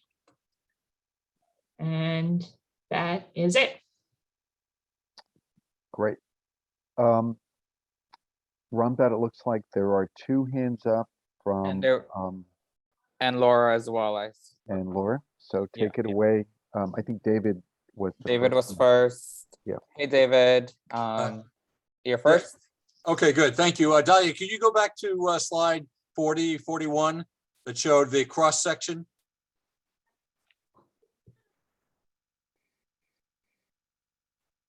Okay, yeah, no, that, yeah, that one. I think that best shows the for lack of a better term, the stream bed, and then the greenway above it. But my guess is that that's probably only about 2 to 4 feet of difference.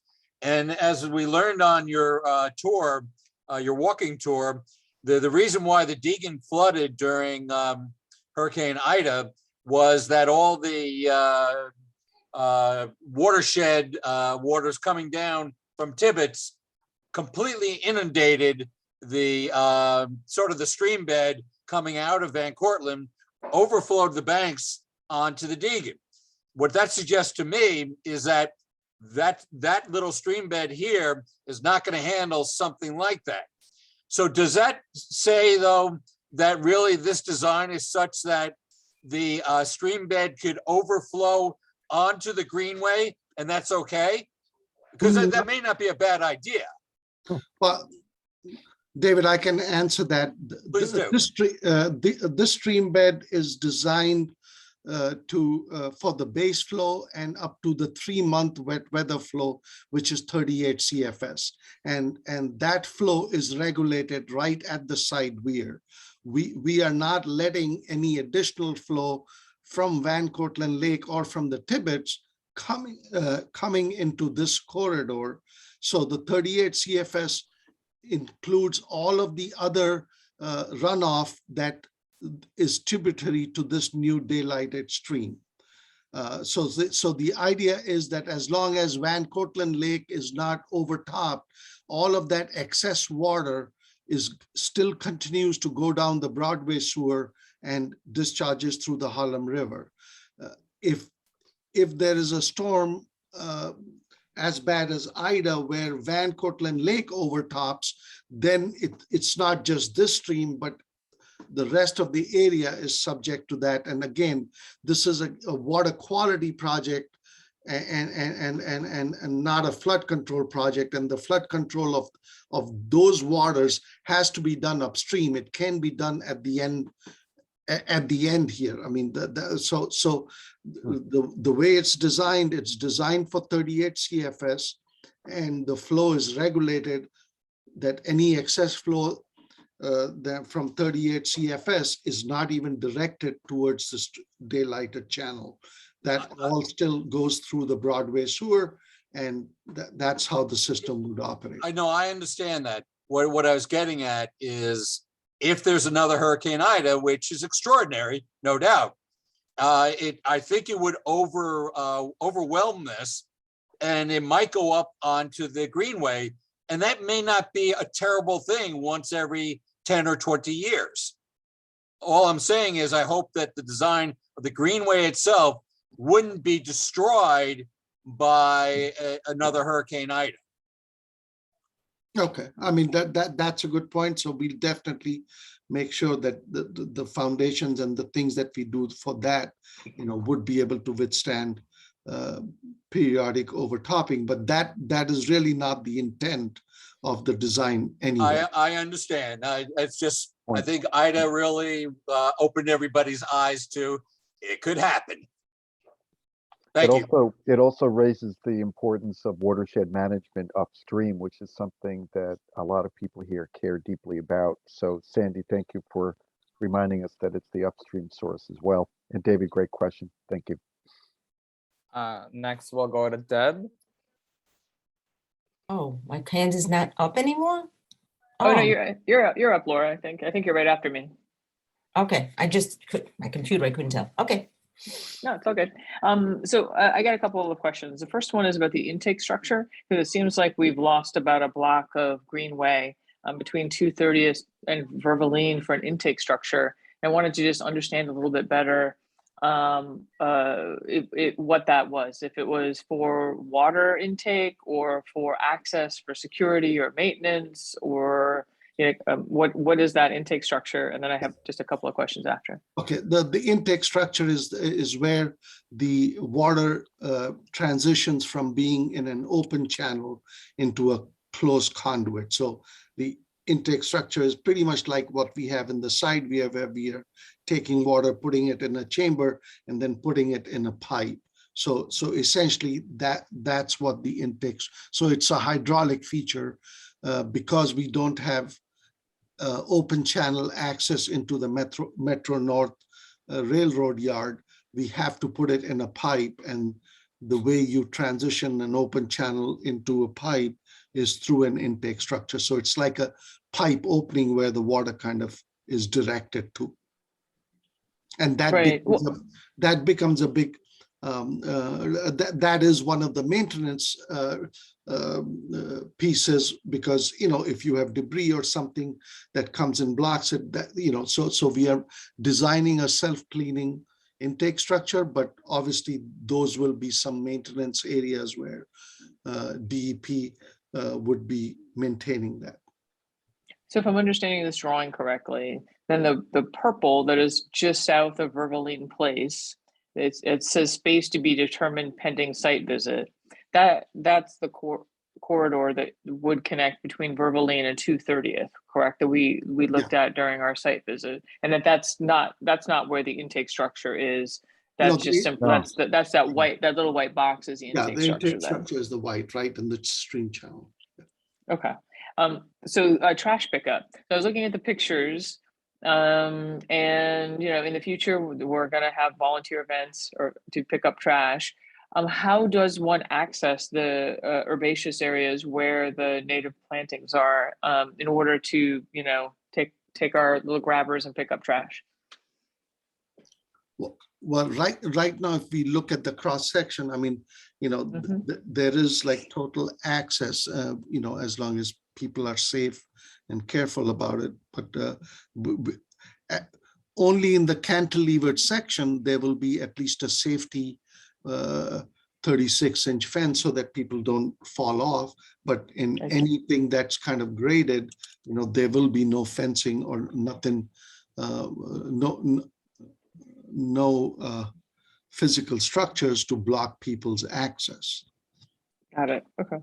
Van Cortlandt Park South, during the presentation, someone mentioned that there wasn't a crosswalk, which is totally true. In your conversations with DOT, are they limited to discussions of bike paths, or are they also looking at kind of safety at Van Cortlandt Park South and the connections from the north side of the street to the south side of the street immediately near the Greenway? Deborah, I can speak to that. This is Mitchell from Parks. Hi there. We are talking with DOT about what safety improvements could happen on that corridor of Van Cortlandt Park South, looking even further east to the Bailey and Deegan ramps intersection too. So we're bringing that all up to them in the context of this project, though the improvements that they potentially may make wouldn't necessarily be a part of this project or funded by this project. We're asking them to look at it in coordination with our consultation for them on the design of this in CSX Corridor Greenway. Okay, cool. And then that directly follows to this possible connection to Albany Crescent. Is the idea to connect via surface streets or to try to, use that cantilevered portion that's hanging over the Deegan? Both, undetermined yet. It's a concept that we're talking about with DOT, but yeah, it's a little more complicated to figure out and maybe not potentially in the scope of this project, still to be determined.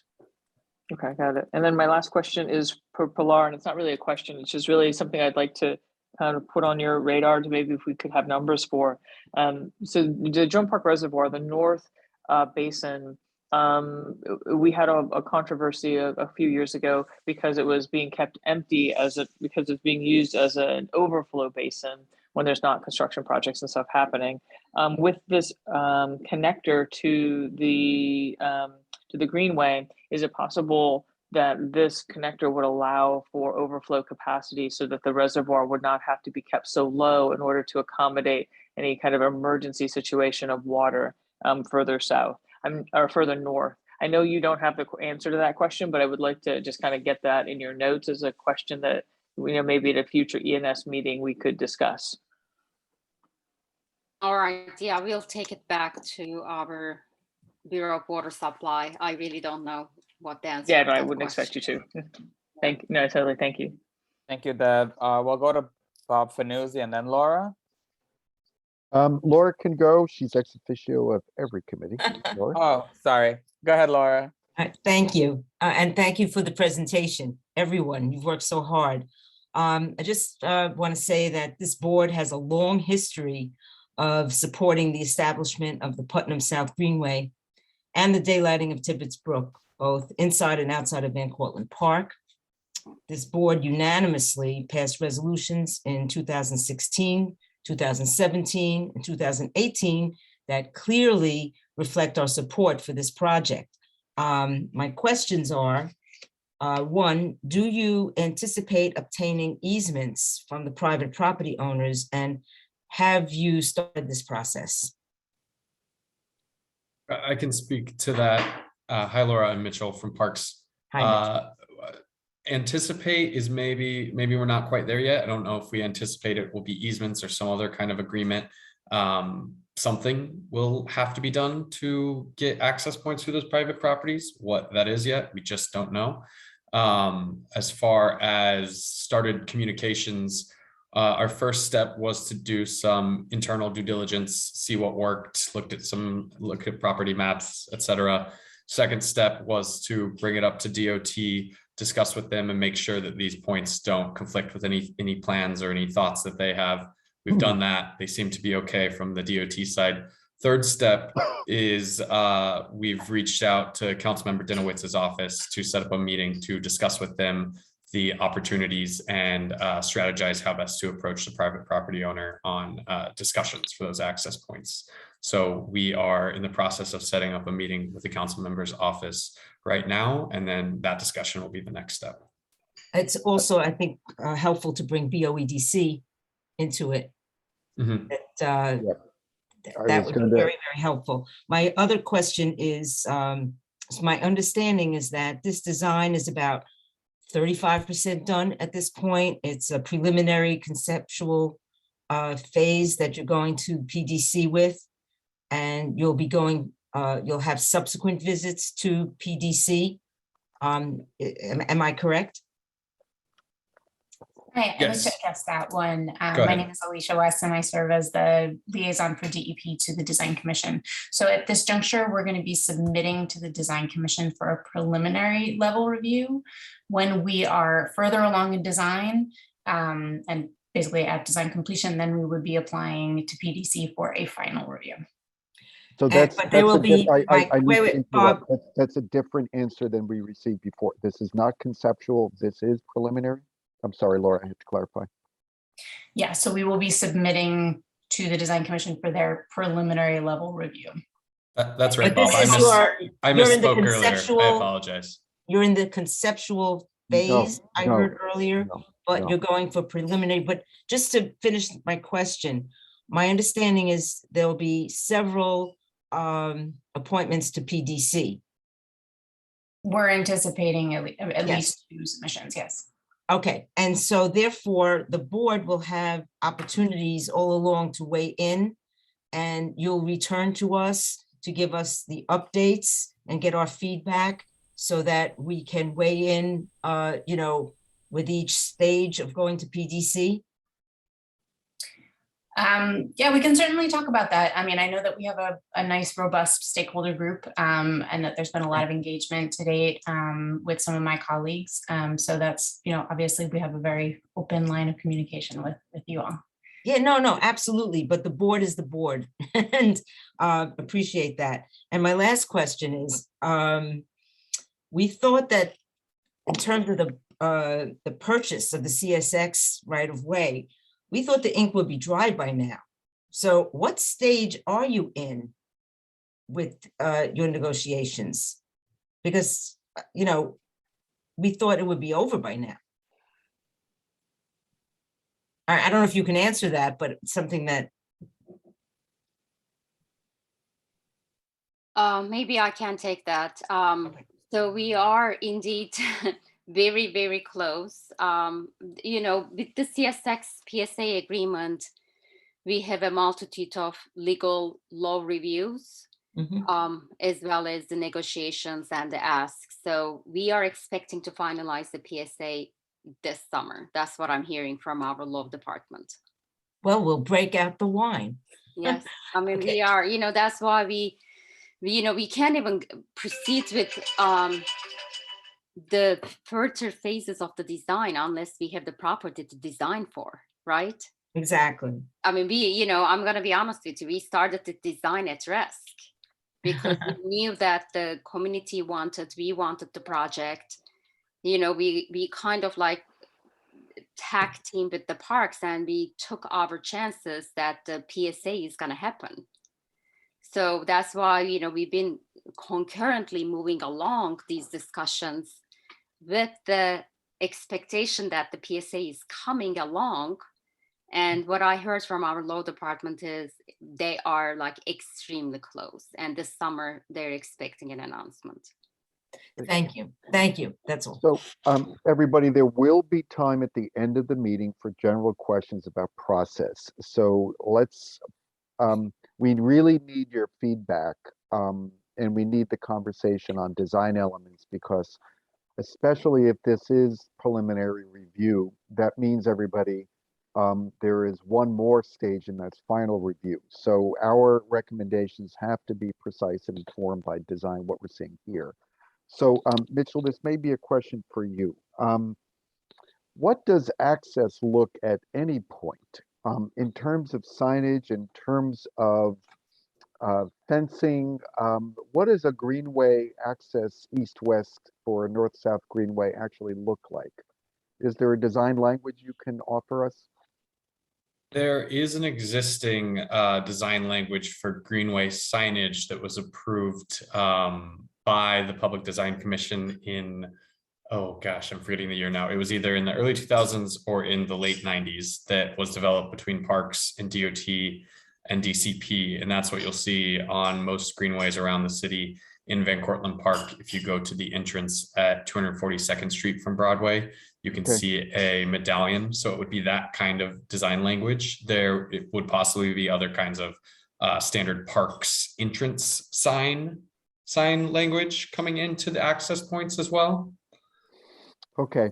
Will there be gating or restricted access? That is, what is the park's policy for 24/7 access to greenways?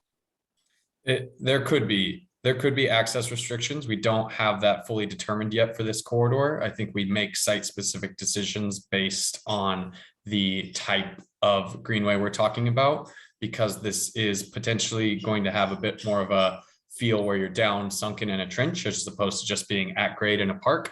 That might be a consideration that we take into account and make a decision for restricted access overnight, but we aren't there yet. It's not fully determined. Well, we can report back on that. That's definitely something I think the community would have some recommendations for based on our public safety interests and our just the state of the roadway and such. So thank you, Mitchell. Excellent. Can you give me a detail? Has the end of the line have been planned to lead the street level greenway on a particular street? That is, we will be leaving the CSX property, and it looks like at Verveelen, okay? Has DOT recommended a southbound continuation of a greenway? Because as you know, the Harlem River Greenway is waiting to shake hands at 190th or 225th. So can you tell us about what DOT actually recommended for your continuation of a DOT greenway, that is, right? A mapped greenway. And has that become part of your design for the terminus of the Putnam South Greenway? We've begun those discussions with DOT and the two agencies. We haven't come up with a defined corridor that would follow on street just yet, but wherever that would be from one of the more southern access points, whether it's Verveelen or 234th, et cetera, those would be the points where you would then travel east across the Deegan or south a few blocks and then east across the Deegan to the nearest street that could have a bicycle facility. We're working on it, but we don't have a defined route yet.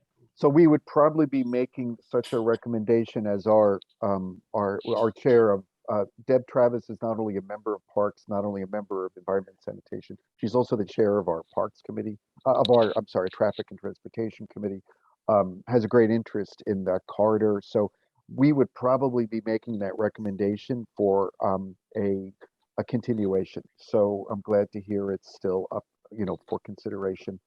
We'd love those recommendations as we continue our discussions with DOT, because that would be very helpful. It's very nice to hear. Thank you, Mitchell. I did want to go deeper. I know there's questions about the access routes. So there are 3 access routes stated in the ULURP. They are not the same, okay, as the ones that you're proposing as the most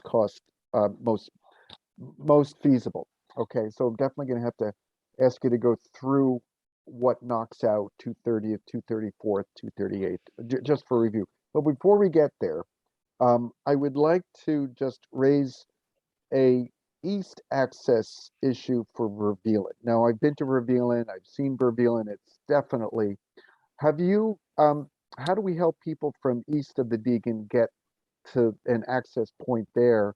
Would their access point from Bailey, let's say, be at 234th, 233rd? Because to get to Vervelen, they'd have to cross 231st and wrap around.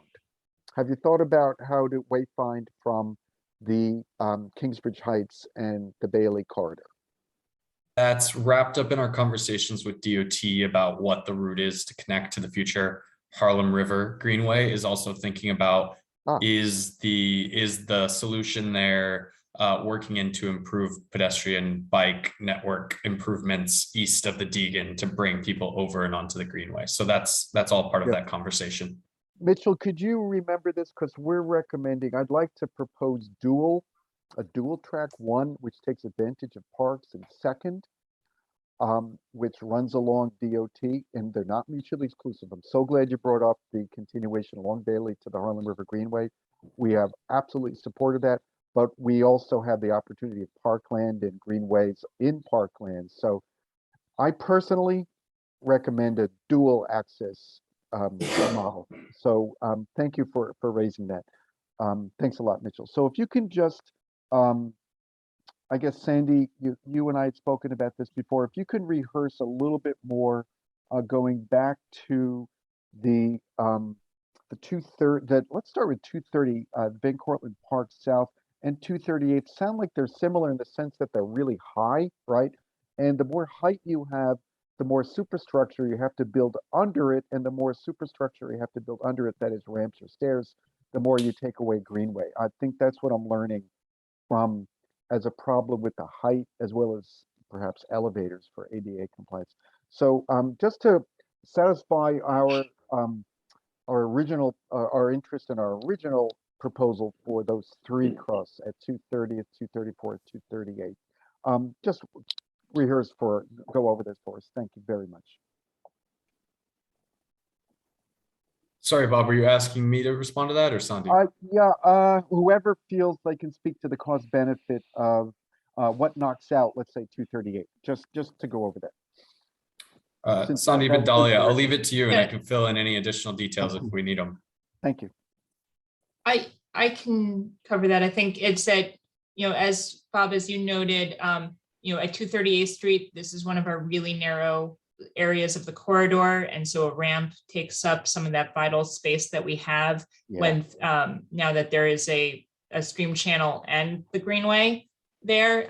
It's 17 feet higher than the finished grade of the CSX. And so that's very high. And between the height and the width, and also this directly adjacent to this existing building that has windows, and you have a similar situation on the south side as well, where this is a private property on the south side, adjacent to the off-ramp, into the BJ's parking lot. That limits the access into that area at 238th Street. Okay. 234. 234th is one of our proposed entrances. That's what we're working, closely on and how we can make that happen. It does widen up a bit on the south side, as we had talked about, compared to the north side, which is very narrow, but is still a fairly narrow cross section. It's also slightly lower than those other locations, but we are aware, we want to make sure that there's some kind of middle access between within this corridor. But Dahlia, on this ramp, I just wanted to add that, when we go towards 233rd Street from 234th, so on this, I guess on the south side, that piece would encroach a little bit on the greenway width. Based on the separation we would need because of for a ramp. And as you can see, the ramp length is about 220 feet to make it ADA compatible. So that is a very, very long length of of the ramp, and that'll run parallel to the greenway at different elevations. So, and then the vicinity of those buildings right next to it, you know, make sure that there's enough clearance between, you know, the physical structures, you know, that might end up constricting the greenway a little bit. And then the entry into the greenway becomes a little problematic because you're going to end up entering at a right angle. And if there's oncoming traffic, it kind of creates a constriction there. Right, there isn't room for like a plaza type of area like we do have at 239th Street where the CSX corridor is a lot wider. But we are looking at every opportunity to try and incorporate something at this location. And then you were 230th. asking about 231st? 230th. 230th. 230th, right. And so at 230th, you know, this is the biggest elevation difference. We would require a 270-foot ramp directly adjacent to this, or adjacent to, you know, this big building. It's direct, you know, there's the off ramp and on ramp to the Deegan. And so with all of those safety concerns associated with those issues, that was the main reason why we weren't proposing to move forward with that location. Thanks. And Bob, the other, I mean, for people using the trail walking, it's fine, but for bicyclists, I mean, a 20-foot elevation difference, and even if you use a 270-foot linear foot of ramp, I mean, it just, the safety becomes an issue because you're just barreling down the ramp on your bike if you're entering from 230th Street. If you're going the other way, you're kind of sweating out trying to get off after a long ride. Learned about ramps by the pedestrian bridge design, in Cortlandt Park. Yeah. So just to wrap up my part, that we are looking at for 3 access routes, just in terms, just to be fair with, we understand the logistical and the physical constraints here. We are looking for 3 access routes. So south of the park. Let's see. Was another committee member had their hand raised? Okay, then I think I see Dan, Camelia, and Rosemary from the community board. I don't recall who had their hand raised first. I believe was Dan, Rosemary, and Camelia. Okay, Dan? Oh, thank you. Yeah, I have just a couple questions. So, you know, many years ago, we explored, you know, using the under crossing on the right of way for a safe crossway north-south, VCP South. I know Deb had mentioned it earlier. So I guess my question is this, because I think naturally a lot of folks will use that because they're going to be going into the park for that south-north crossing. Have you guys, and I haven't seen in this presentation, though there was a notation regarding it, any design features on the underpasses here, particularly Van Cortlandt Park South, which I believe is the widest. 230th might be the other one, but obviously 230th is out of the zone here. But for Van Cortlandt Park South, what is that underpass going to look like? And for design purposes, what is the lighting going to look like? And is security being integrated, being that it is an underpass?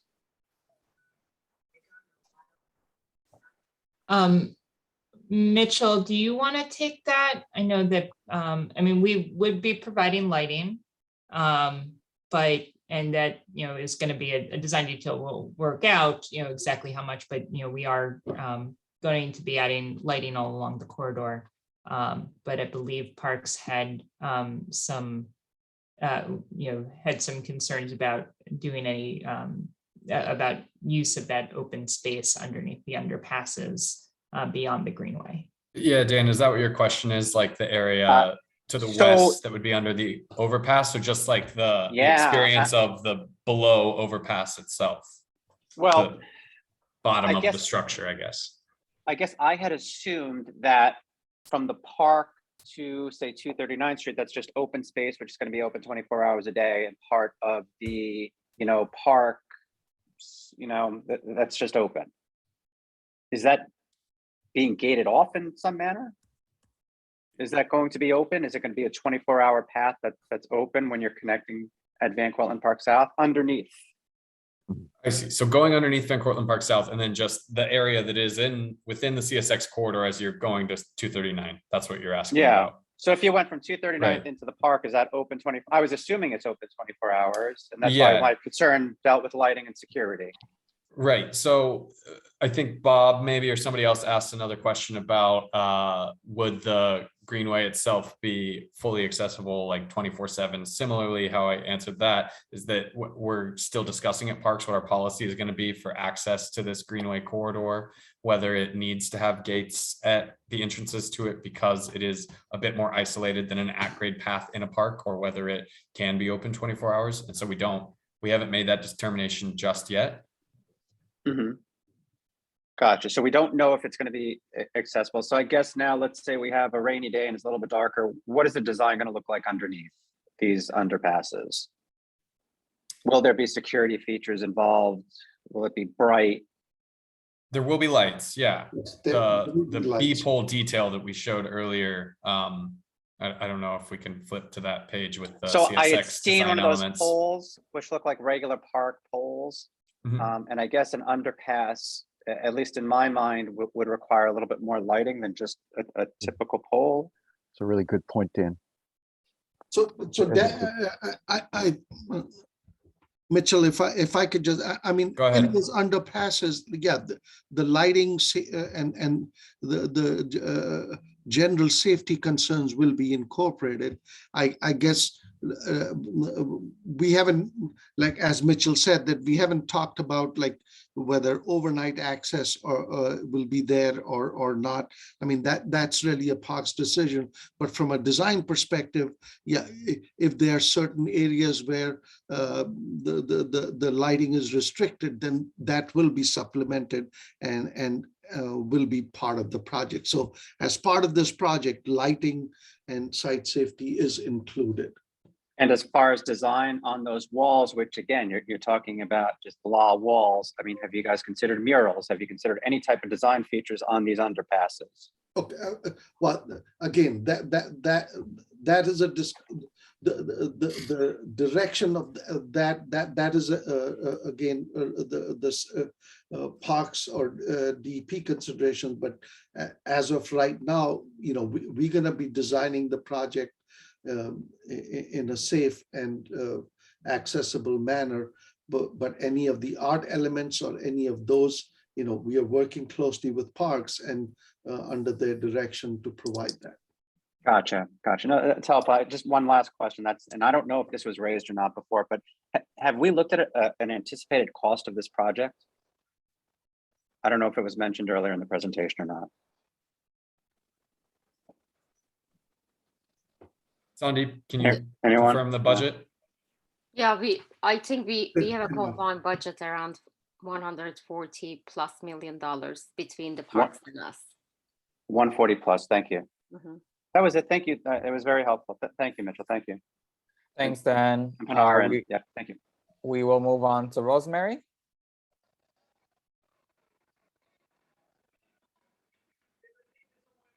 Okay, good. I'm unmuted. Yes, you can Yes, hear me. you are. We can Wonderful. hear you. Thank you, Rhonda.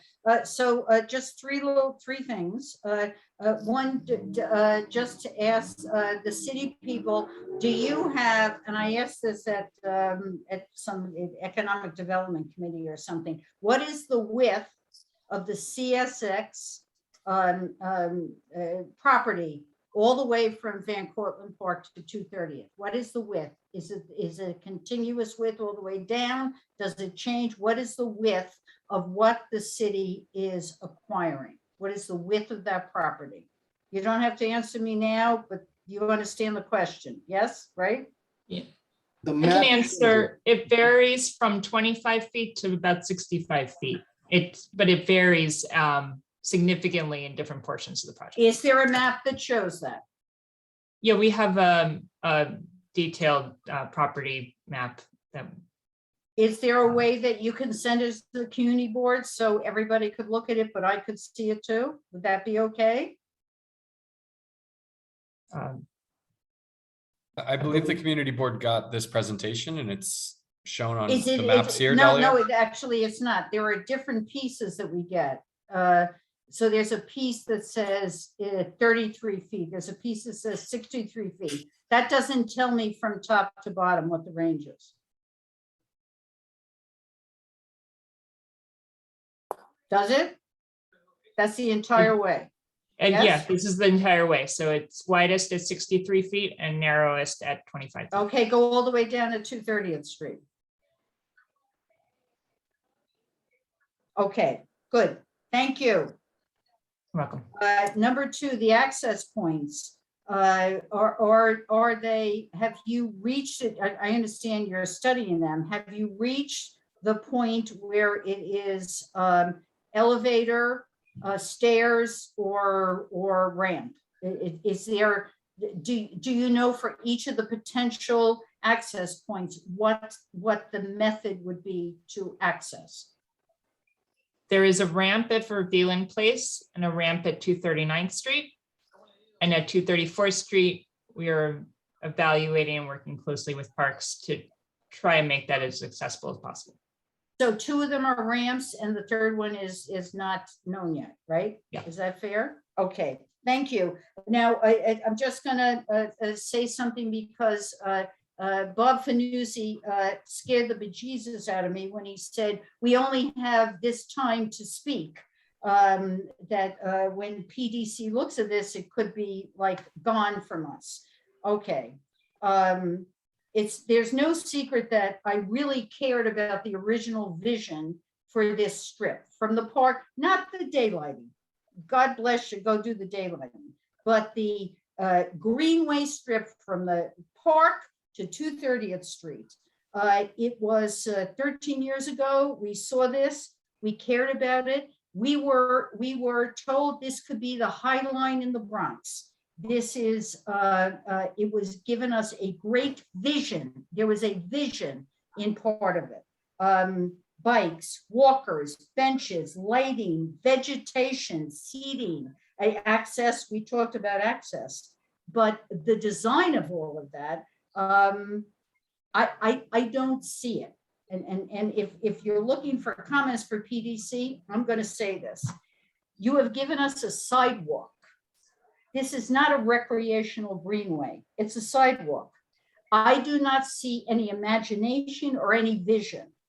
I would like the Parks Department to play a bigger role in putting a vision into this space.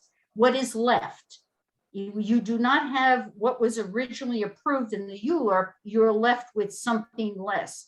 But my God, put some imagination into it. Now, I understand this is not a complete design, I understand, but as Mr. Fanuzzi just said, we have to put our statements in now or forever hold our peace. That's my statement. I do not see a vision, I see a sidewalk, and that is not acceptable. Thank you. Thanks, Rosemary. We'll go to Camelia.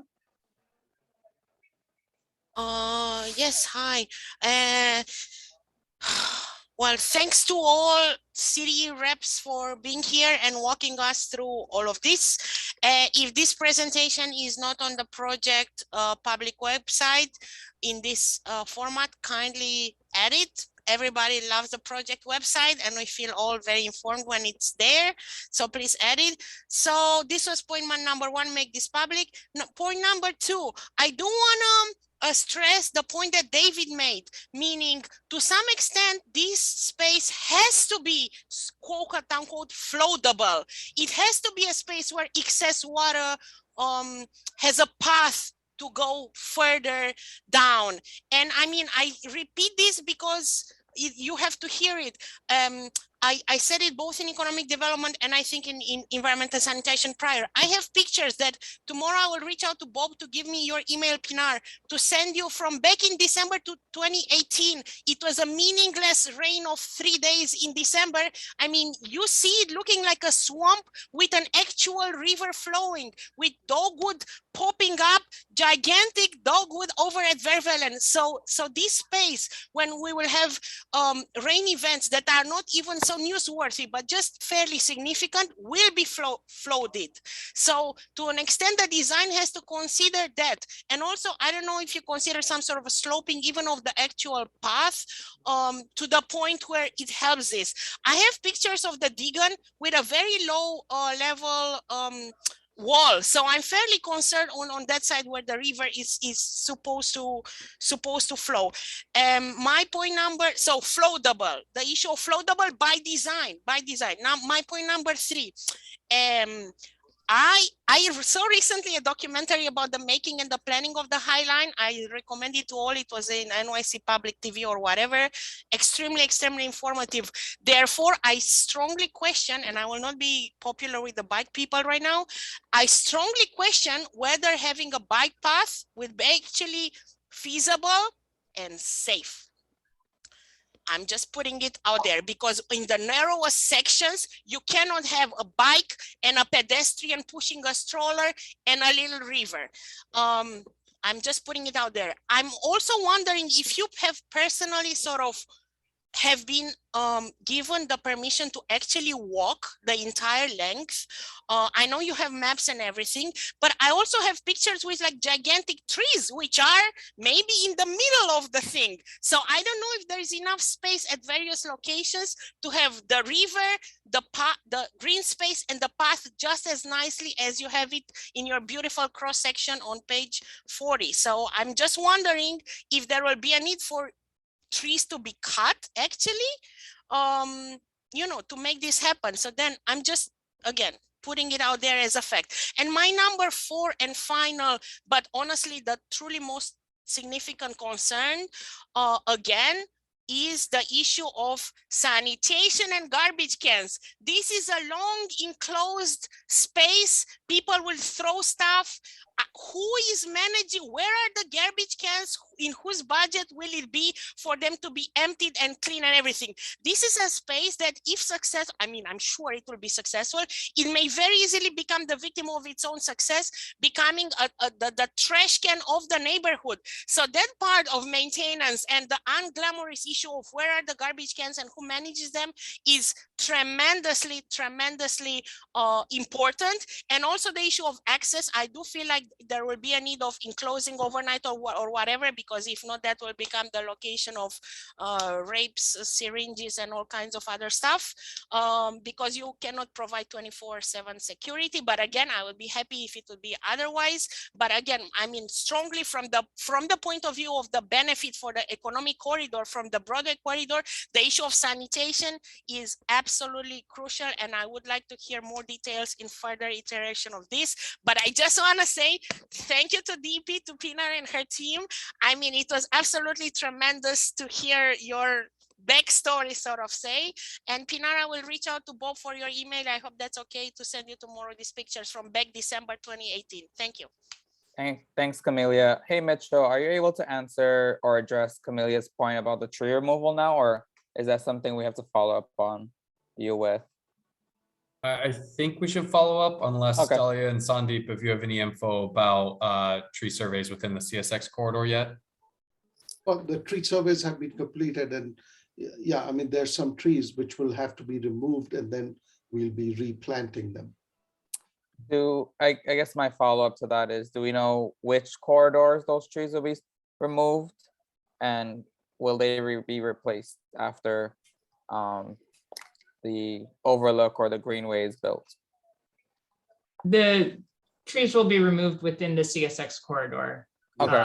You know, there is, as you noted, there is not enough space with the channel and the greenway to maintain those trees. In the wider sections, we are going to be planting trees if there is room, but there's going to be vegetation where there's space as well along the corridor. But there's only limited areas where there's significant width to accommodate trees. Thanks for addressing that. We'll go with David, Deb, and then I want to open it up for questions from the public after that. Thank you. I would note that any trees that are in the right of way, if there's concrete to the west and concrete to the east, I don't think they're natural growth. I think they're probably invasives that just grew up over time. But anyway, that was my point. I wanted to underscore what Rosemary was talking about. As I understand it, the original ULURP for this was for a true greenway. And time and budgets and whatnot have delayed it, et cetera. And now it appears that the timing is such that good planning and thinking incorporates the concept of this management of water through the same area. But I think that, you know, we don't want to end up with something that looks like, you know, those action movies in Los Angeles of, you know, concrete waterways that bring water down from, I don't know where, but I mean, they're just awful concrete things that are very efficient for water. I think what we really should be doing is creating a really beautiful greenway that accommodates water. And I strongly encourage the team to go back up to Yonkers and look at all 3 segments of the daylighting in downtown Yonkers of the Sawmill River. They did a spectacular job. 3 very different concepts, all within the space of 3/4 of a mile. But it truly is an inviting space that has a great deal of creativity to it, and that should be done here. Please, yes, let's accommodate these water issues, but accommodate them. Don't make this, as Rosemary put it, a sidewalk on top of a gully. Thank you. Thanks, David. Deb? Yeah, thank you, Ramdat. One quick question, there's a follow-up to Dan's question. We mentioned that it was a $140 million project. Is this project, does it qualify for percent for art funding? Is it one of those projects? I guess that's a Pilar question, probably. Yeah, I mean, are you asking? Yeah. Well, currently, you know, the scope that we have with the designer, we don't have a particular allocation to a certain entity to do the art, but we are working with the Parks Department to figure it out how we can bring that art component in addition to what we are doing with the designer.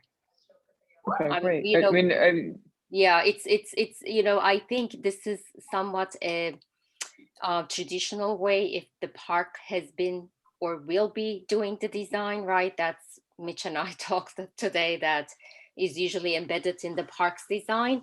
But remember, you know, we haven't really went out and procured a new design contract for this project because we wanted to expedite it. And what we have done, we had an existing design contract which we tagged along so that we can expedite. Otherwise, if we were to go to the drawing board, write a design contract, go procure the design contract, it is indeed 27 months from the day we initiate. And we thought like it's better if we can really utilize our existing registered contract to start this process with our designer.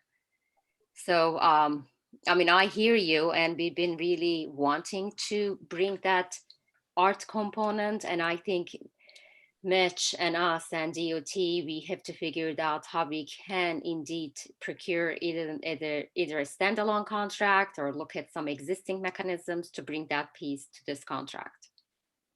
So it's more, really are more to come. I mean, I love art. I mean, you know, we've been talking about this all along, how we can bring the signage, the historical messaging, so on and so forth.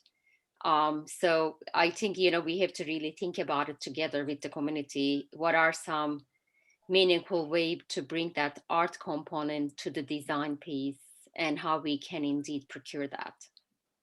I think, you know, the board's point of view, I think, is that, you know, is that it's important to have transparency and to try to have, you know, encourage Bronx artists and Bronx arts organizations as much as we possibly can. And if there's any money through like the percent for art program, that would be an ideal way to at least have some sort of allocation that goes to an arts organization. So I just wanted to see if this was an eligible project.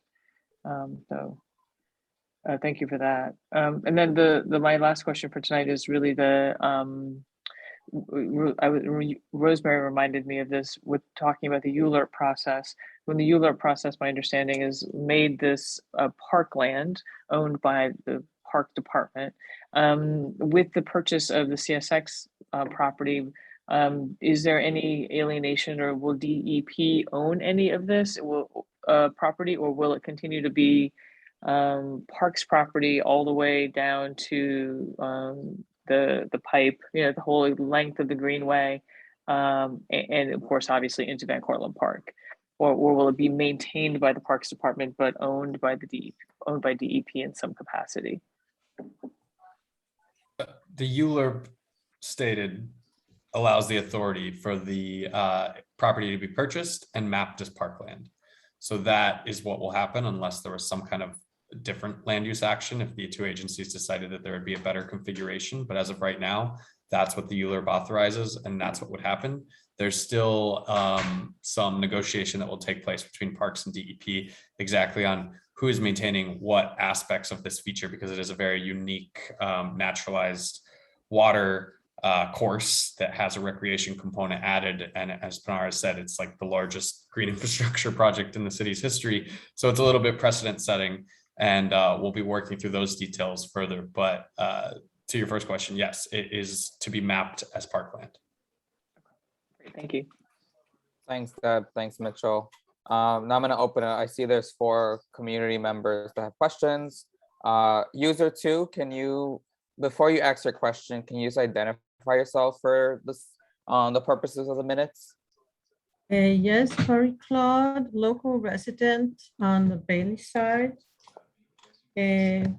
My first concern is that this beautiful design, is it taking into consideration that the traffic in this area for sure of bicycle, electric bikes, electric motorcycles and motorcycles has increased tremendously, and they will all go racing down this greenway.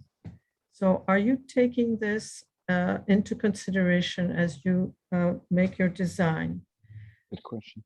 My second, I just is supporting the question of trash. As a local resident, I have seen over the years how that area, the greenway, fills regularly, not just with water, but tons of trash and dumping.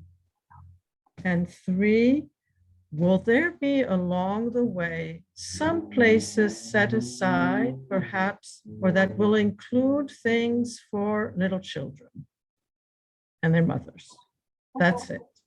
But the first one really concerns me, because I do not see how they will go back. Racing and the increase in two-wheelers of all kinds seems to be here to stay. Thank you very much.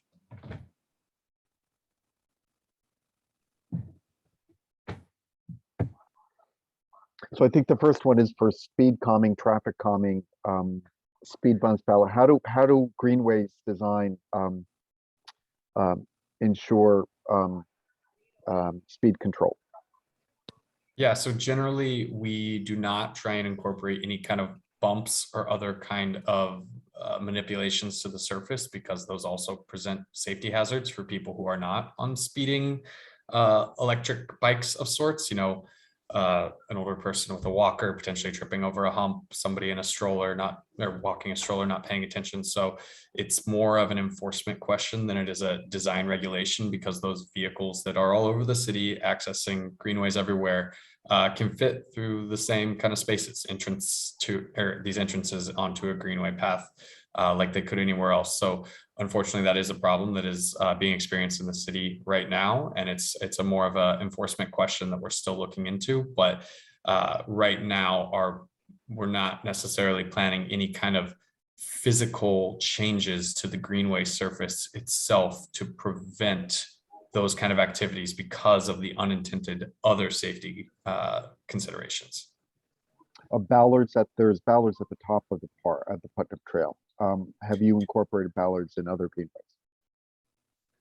Yeah, bollards is something that can be incorporated, but the issue is that some of those vehicles that can't go fast are smaller than a standard cargo bike, smaller than somebody's bike who might have a children's attachment, little cabin on the back. So we have to be careful about limiting access, because then we are limiting access to other type of true recreational users who are coming onto the path. Mitchell, And we have they're also three-wheelers. smaller than a wheelchair. Yeah, That too. Thank you. Yeah, right. We have three-wheelers running roughshod through the park onto City Street. It's a problem. Marie-Claude, you had two other questions. I apologize. Were they answered yet? No, the other one was supporting, I mean, from living here, I know that place fills with trash from the Deegan and people dump there. I don't see why it would stop. But I concur with the board members who urge, who say how important it is. And the third concern or question is, along this long space, will there be areas that will consider mothers and their small children? The place for a child to be able to get out of a stroller maybe, and I'm not sure, something for families during the day. So I believe within the CSX corridor, this section that's south of Van Cortlandt Park South, there is two kind of larger plaza landing areas at Vervelen here that's shown, and at 239th. And those would incorporate some sort of benches, seating elements. The design does not have any kind of play equipment. So it's more seating and rest. I don't know if you're mentioning any specific kind of feature that you mean for mothers and children. Was there a specific type of amenity that you're referencing there? I think she was alluding to possibly, children getting a chance to come out their stroller and maybe playing on a play equipment or something of that nature. Right, or little water fountains. They can run around with the water spewing forth. There are little balancing things. The child can sit on something that rocks. They don't take that much space, but and the space would open up a little bit, so maybe mothers can sit, but the children can do some moving about, like little water fountains, sprinklers, rocking things. So probably, yeah. On this diagram here, you can see the stairs that are there at 239th Street. So there will be at this location, possibly at other locations, you see the label step feature to top a stream planting zone. So that is intended to kind of be a bit of a step down to bring you closer into the vegetation, closer to the waterway itself. So those kind of more naturalized and passive kind of seating or interactive features are in the concept right now, but no true play equipment like you're suggesting, just due to the size constraints around the corridor. Certainly a water, I mean, these sprinklers of water so that children can run around it and it sprinkles water. That doesn't take too much space. Just some place where they can get out of the stroller. We'll take that. Yeah, under- we can look into other spaces, but just it is tight. So that's our main main worry for the time being, but we can look at that. And yeah, the idea is also that this allows you access into Van Cortlandt Park and to hopefully improve the connections along 234th across to Bailey Playground. So thanks. Good. Thank you. Good benefit. Yeah, that's important.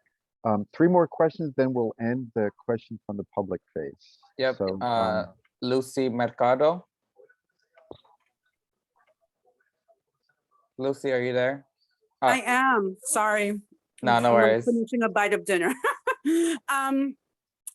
First of all, I want to say thank you so much for the presentation. It's not clear to me in the presentation, however, how will Bailey Avenue, Albany Crescent, and 225th Street be impacted?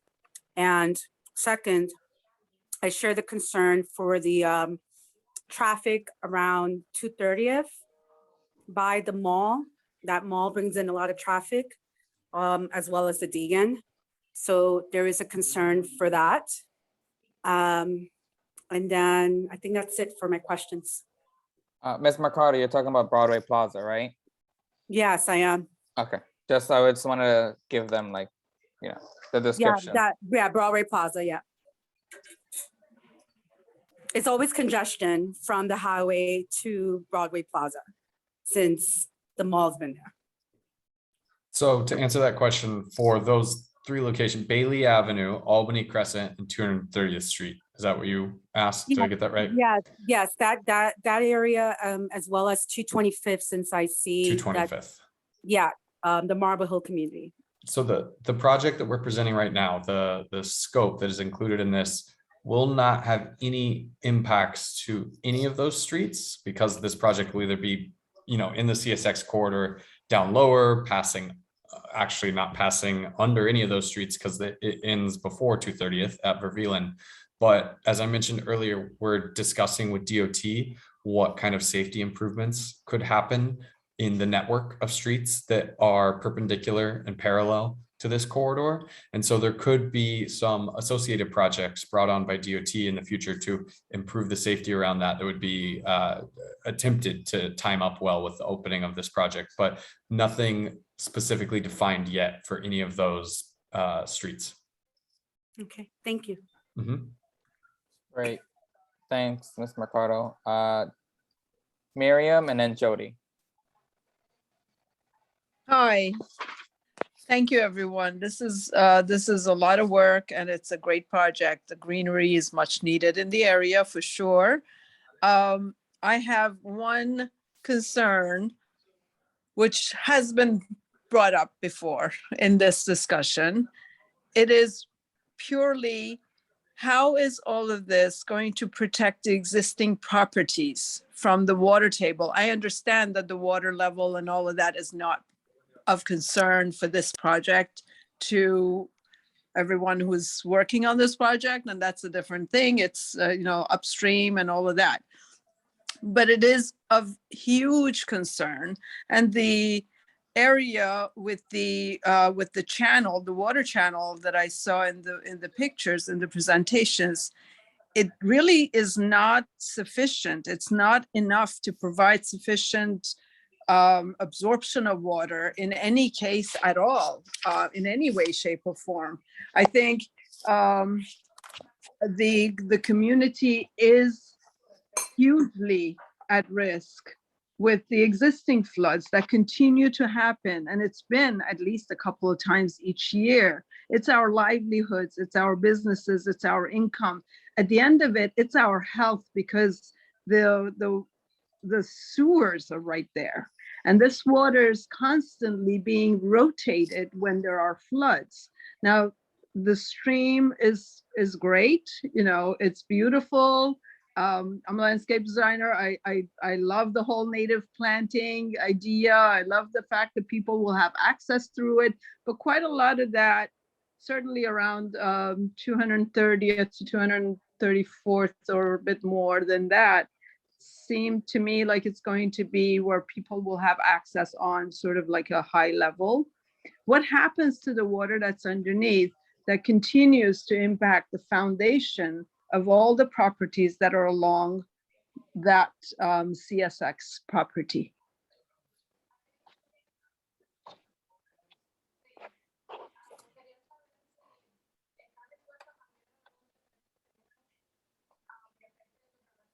Sandeep or Dahlia, do either of you have some information to share related to the water?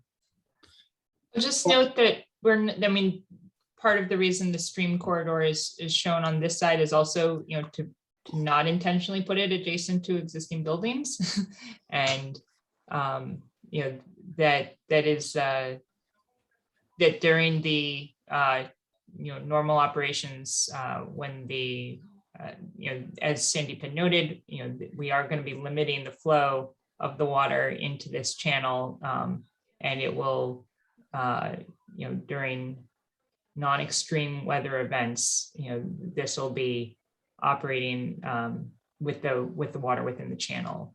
But as noted, that this project is not the solution to the at a watershed scale, with Westchester, bringing thousands of acres of runoff into Van Cortlandt Lake. But Dahlia, I just wanted to add one thing, that one of the positive benefits of this project in terms of the flooding in the downstream areas, surrounding the CSX, is that by diverting this base flow, which 24/7 under current conditions goes under the Broadway sewer, it uses up that available capacity within the Broadway sewer. So if we divert that flow away from the Broadway sewer and put it in this channel, right next to Deegan, the residents that are tributary to the Broadway sewer will see additional capacity, and the incidents or the of flooding, from sewer backups, because there's too much water in the Broadway sewer that is backing up into people's basements or on the streets, is this project is going to relieve that. What this project cannot do is control the floods that originate from Westchester County or from the upper reaches of this watershed. So in the immediate vicinity of the project and the available sewer capacity that exists right now will be enhanced with the implementation of this project. I don't know if that answers her question or not. Hardly. I just wanted to bring it up. Thank you for the answers. I just wanted to bring it up. And I know that it is not something that's not noticed by the city and by everyone involved. It is hugely impacting the community and the neighborhood, hugely. And I understand that the water channels are not connected to anything else. And I understand what you were saying earlier. And I guess maybe it's just a matter of, I would suggest starting back. This is a great project, but it needs to be done in collaboration with whoever or whatever other organizations and parts of the departments in the city that handle and would need to be taking care of the flooding. Because at the end of the day, yes, the plants are great. It will absorb some. The channel is perfect. It will bring some away from the floods, but the flood will continue coming. And as we all know, we are going to be having heavier rains, more severe climate concerns, bringing more flooding with it. So we are Miriam, in yeah. this, but thank you very much. Miriam, I just Thank would like you. to note that the community board, our environment committee, held 2 meetings on the Hurricane Ida debacle. And from that, we invited the mayor's office of climate resilience we were not satisfied with the response of the mayor's office to the flooding. And in our budget priorities, we have created a comprehensive flood mitigation series of proposals that include increased green infrastructure along this entire corridor. And then Westchester is another story that I'll be happy to talk to you offline about. But we do recognize the need to supplement flood mitigation by way of right-of-way, green infrastructure, and other interventions in this really fragile corridor. So thank you for that. Jody and then Karen Argenti. And I think Karen will be the last question, right, Rob? Yeah, then Ramdad, I have a series of questions that I submitted in advance. I'm just going to end with that. Yep, perfect. Thank you.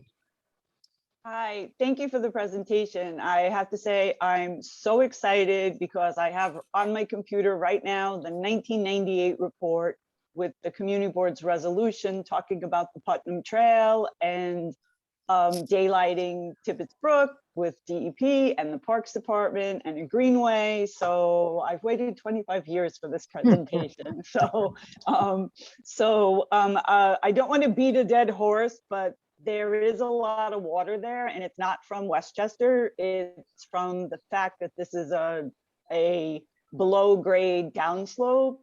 It does pool a lot. So I'm wondering if, I think you said that the valve would shut off that 38 CFS. Maybe you can you dial that down to something lower so that the excess water that is already, in many of the photos you showed, there were Phragmites, they need water. So there's a lot of water in the ground already that will just naturally go into the stream. So a possible solution is dialing down that 38 CFS to something lower so that it's not overflowing from the natural rainfall that comes through those slopes. I have the same concerns about the path not being wide enough, especially with the potential heavy use in the CSX section. I think cyclists will want to get off Broadway and take this as a shortcut. So is it possible to cantilever more of the path so that you can get it wider than that 10 feet that I saw on one of the slides?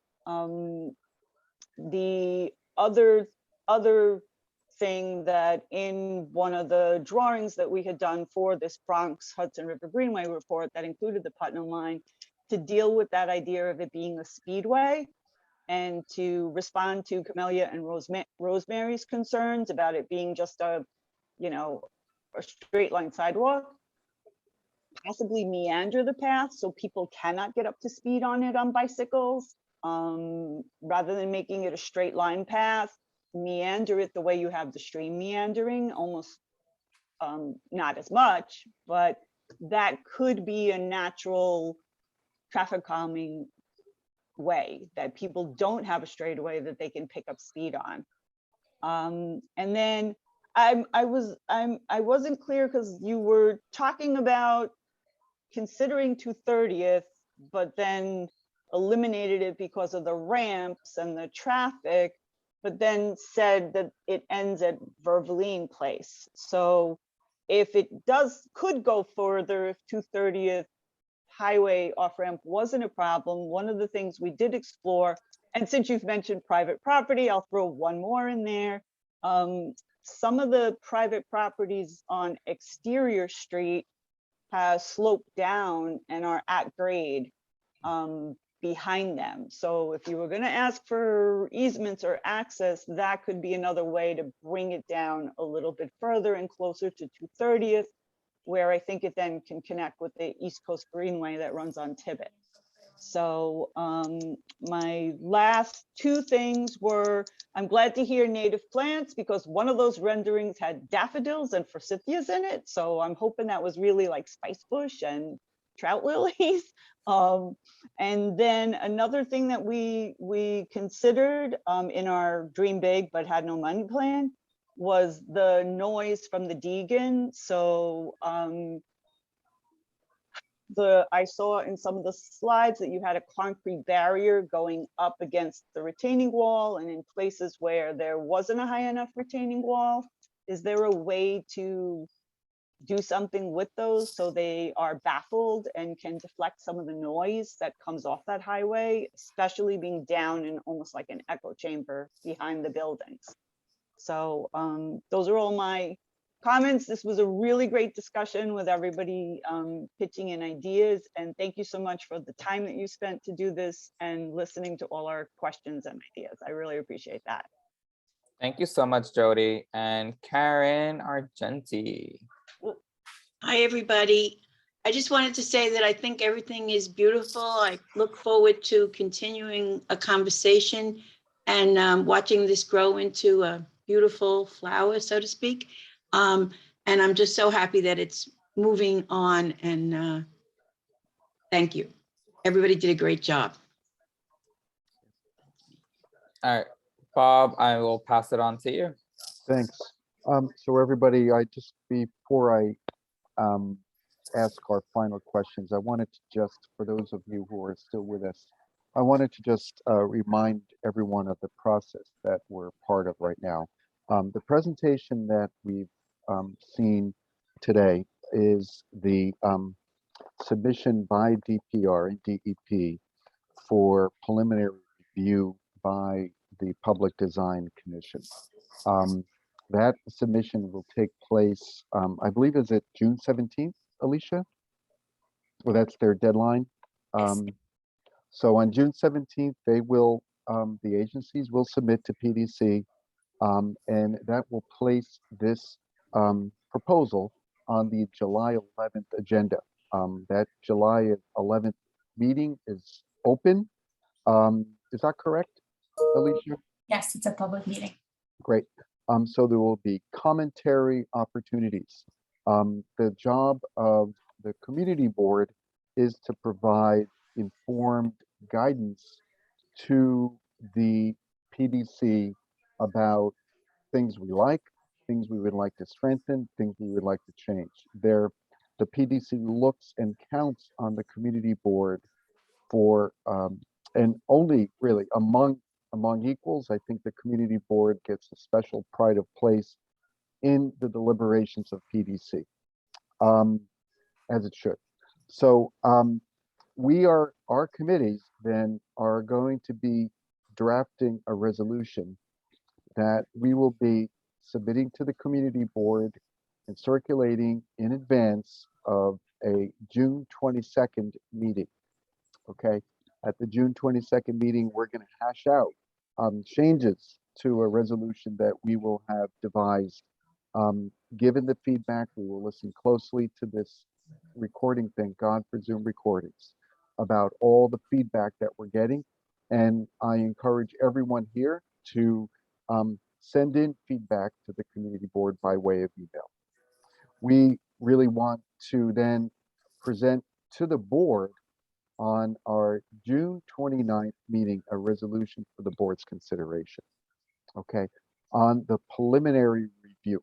That is not the final time the board will be making a resolution on this proposal, because there is still a final review, and there may well be interim presentations if there are significant changes that are offered or recommended by PDC. Now, I have been in touch with the Public Design Commission directly, and they have told us that they will accept our resolution as late as June 29th for the July 11th meeting, if anyone had that concern. So that is really the process we're following, and it's been a fantastic presentation with a lot of great feedback, tough questions.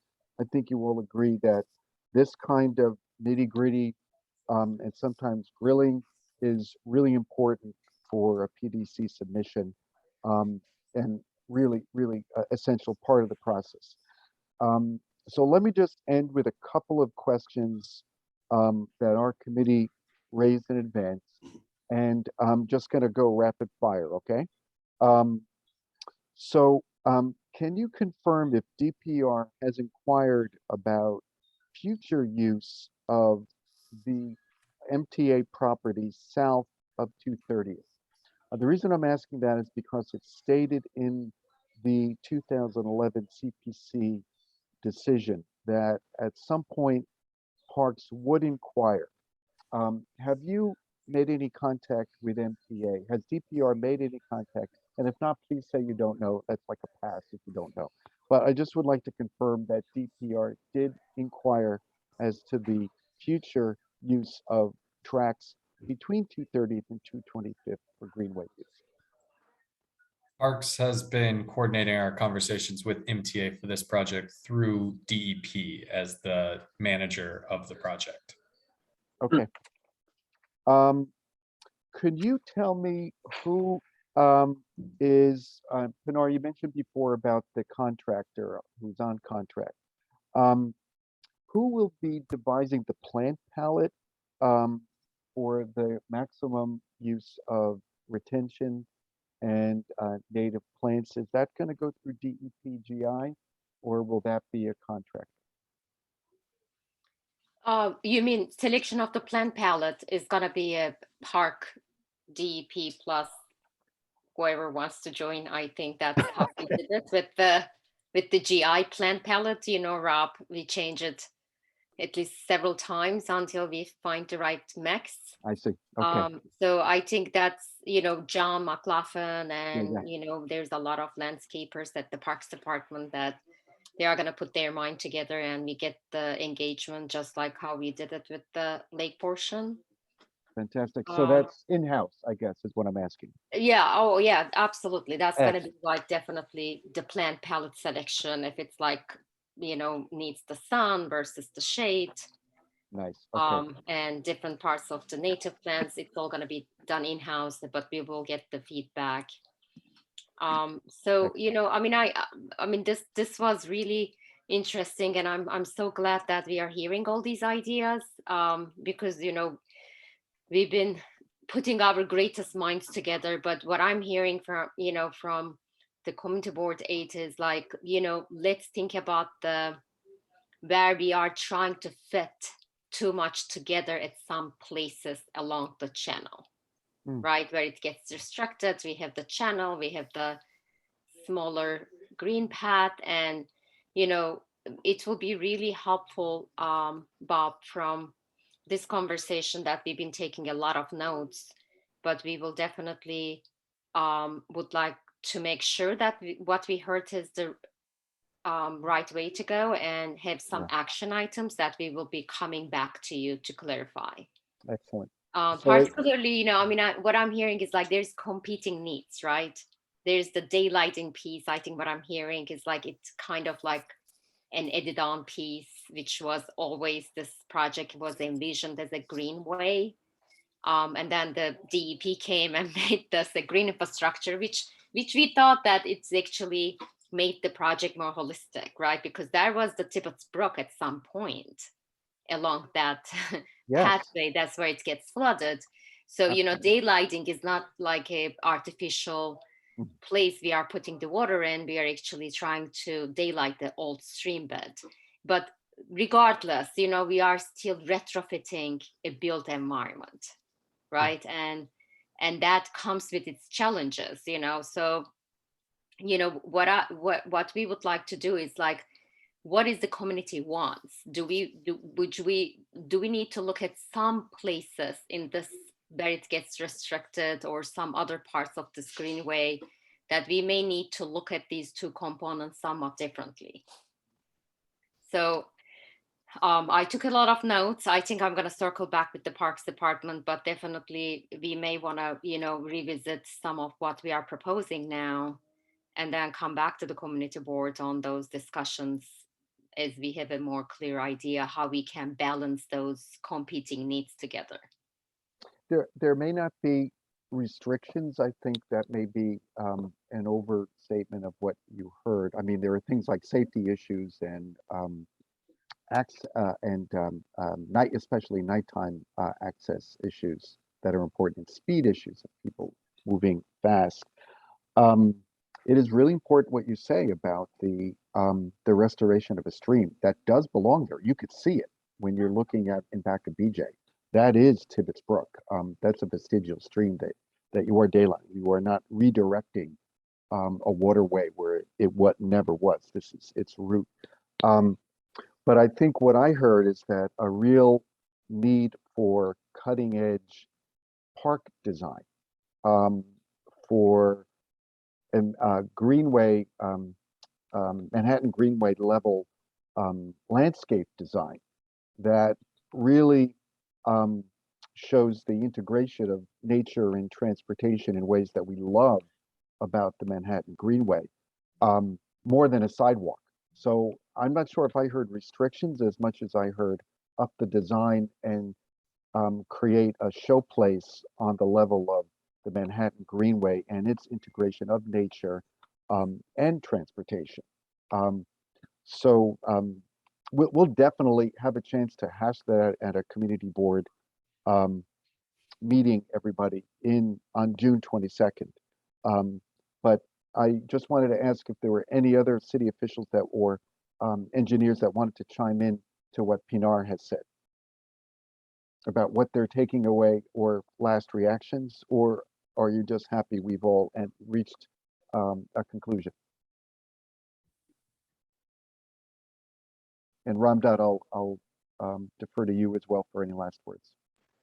I just want to say thank you to the city agencies, DPR, DEP, for coming and for presenting on this. And we're looking forward to seeing this project come to light, and with all the feedback that were given today.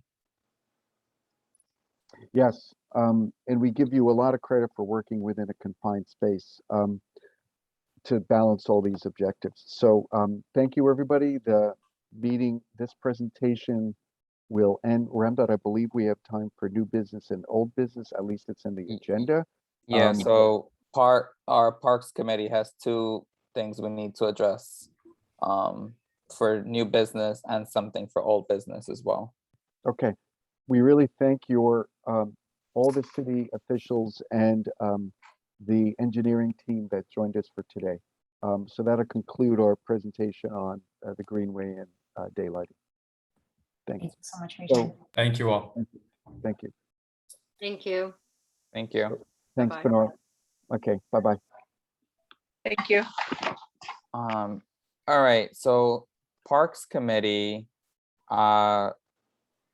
thank you to Mike Ortiz and Enzo for staying on the duration of this. I thank you for your patience and your cooperation. A few weeks ago, the community board office received a communication about potential pickleball court in Seton Park. So first, I would like to let Enzo address that first, and then I'll pass it on to Mike. Enzo, are you still on? I'm here. Oh yeah, go ahead, Enzo. Hey, yeah, thanks, Ramdot. So we have some members of the community have reached out to us about wanting a pickleball primarily in Seton Park. I don't know if there's any options for it to be anywhere else, but just in regards to Seton Park in the tennis courts. Sorry, before I even jump to the tennis court part, so we are obviously didn't know much about pickleball, but upon some research, and from what we've been told from some members of the community as well, maybe some tennis courts could be converted to pickleball courts. And so while we were just kind of looking into this whole thing, we also do realize the fact that there may be, groups who are used to playing tennis. Maybe they have a schedule that we're already used to doing. This is pretty much just trying to see the feasibility of maybe converting any tennis courts into a pickleball courts, if ever, everybody could come up with a compromise. And again, this is really just to start that conversation and to see the feasibility of hopefully, both tennis courts and pickleball courts could coexist. And I'm not. It's Joe Magneri. Hey Joe, thank you. I didn't see you on. I'm so sorry. And no, I've been here. I've been on the call. So Lorenzo and I actually spoke about this, and Seton Park there's tons of tennis being played every day. Those courts are always full. And as Lorenzo explained, you could kind of convert them, but then it's to make the court smaller. So then we would have to be putting lines, and then it would interfere with the tennis lines. I just think Seton Park, it's not like those tennis courts aren't being utilized to its full. They're always full. I just don't think it's something, we want to do. How many tennis courts are in Seton Park? I think there's about 7. I think there's 6 or 7 around that. Okay. Yes. So, there has been a lot of interest in it, and it is a growing sport. As Joe mentioned, the tennis courts are very, very, very popular. But we wanted to ask the committee to sort of weigh in. We don't have a problem converting a court, but they do get used a lot. So we can go either way on this. But really, we really would want some community feedback on it. And there is a gentleman, and forgive me, I had to leave the office, but I don't have his information. We did invite him. I believe it's Mr. Rosenblum. Yes, hi, Mr. Rosenblum, how are you?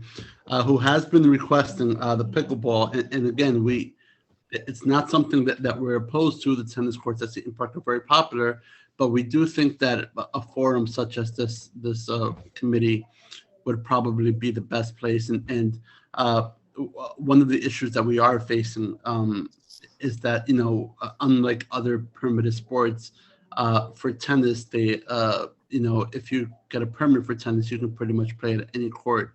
So it's hard for us to identify the players who play tennis at Seton Park and invite them to this forum as well. Yeah, So Deb, is your hand up about the pickleball court?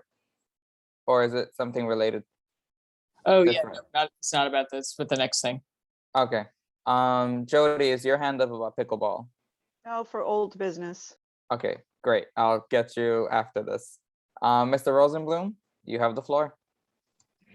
Yeah, I just got notice of this meeting a couple of days ago, so I really didn't have a chance to put everything together. I represent about 20 odd people at this point and growing, and it's probably the fastest growing sport in the United States, and it's especially attuned to senior citizens, although everybody can play that. So rather than spending the next half hour and explaining what the sport is, I can just refer you to usapickleball.org, which will tell you everything about the sport. I'm a former tennis player myself, and I live right across the street from Seton Park. And I walk my dog 4 times a day. And I'll just tell you, in the last 2 days at 9:30, there were about 2 courts used. At 1 o'clock, there was 1 court used.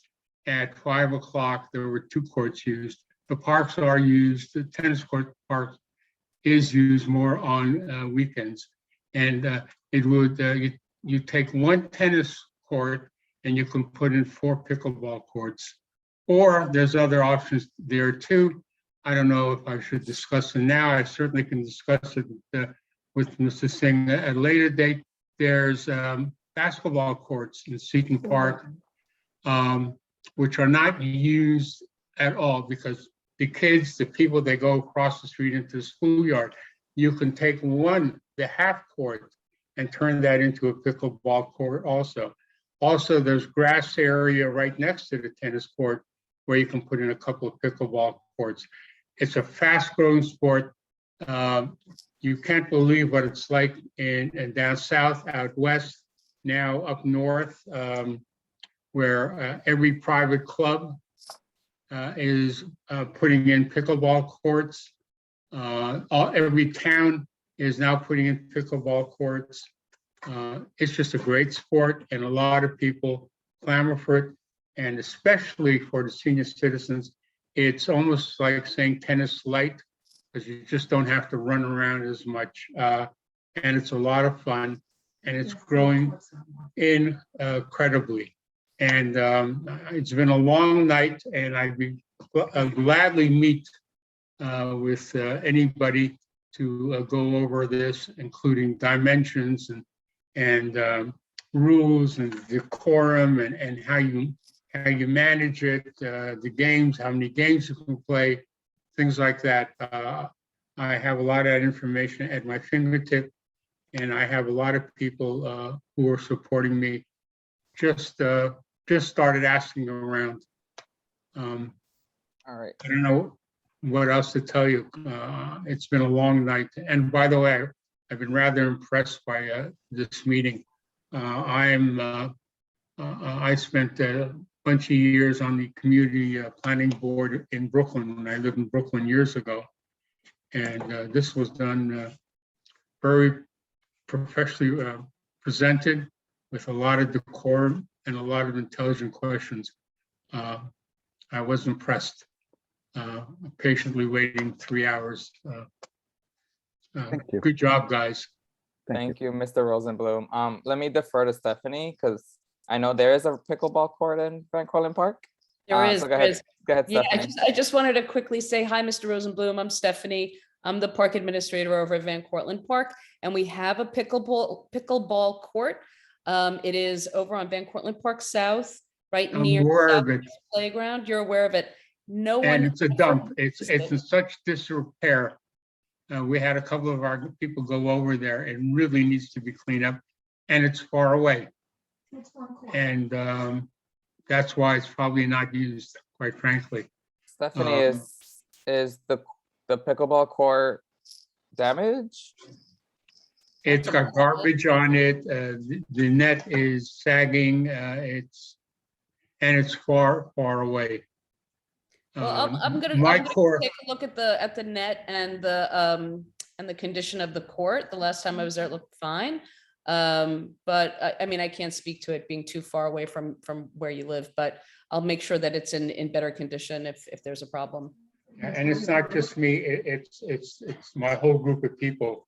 Live in Croydon, Dalrymple, they live in the Whitehall, they live in Churchill, they live around here. Because these are the people I see and hear socially.